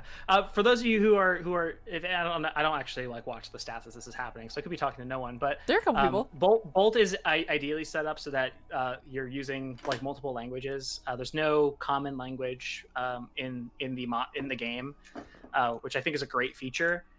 And I just didn't use it as much as I'd hoped. So room to grow. Hey, but we've got another opportunity to do that because We do. Yeah, talk about it. we are going. John, our lovely game master, is currently writing some content for a new series, another 4 to 5 episode series, in the Weird West. Right? Would that be the best genre for it? That's the best. That's the genre. Yeah, for sure. And we will probably be starting up in not next week, but maybe the week after, and hopefully we will be on a weekly schedule. We'll see about that. We'll but see about that. Cross one. your fingers. We'll be I had a thing I was gonna say. Never mind. I will be playing a hot priest, which is all I ever want. So, Get ready for lots of more horniness for sure. yes, lots of horniness. We are. If you want Pilot Daddy merch, just text me. Shut up, Smith. Wait, This guy like got a screen printer in his garage. He's been making daddy merch for a while. Carrie, what were you saying? You said something. I didn't get it. We're starting with a session 0, which should be a scintillating poker game. Yes, yes. Blackjack. Yes. John has to teach us how to play poker. But I think that's the end of this thing, right? Yep. I think that's it. Yeah. Well, John, thank you for the wonderful story. Yeah, Thank you all for playing such awesome characters. And Yeah. thank you for the folks who have watched with us. And if you're catching up in this non-contemporaneously, love you just as much. And thank you. And that's it for Escape from Ceres. Play Bolt. Play Bolt! It's a good fucking game. All right. Have a good night, everybody. Love you very much. And we'll see you on the internet. Bye. Goodbye. Bye.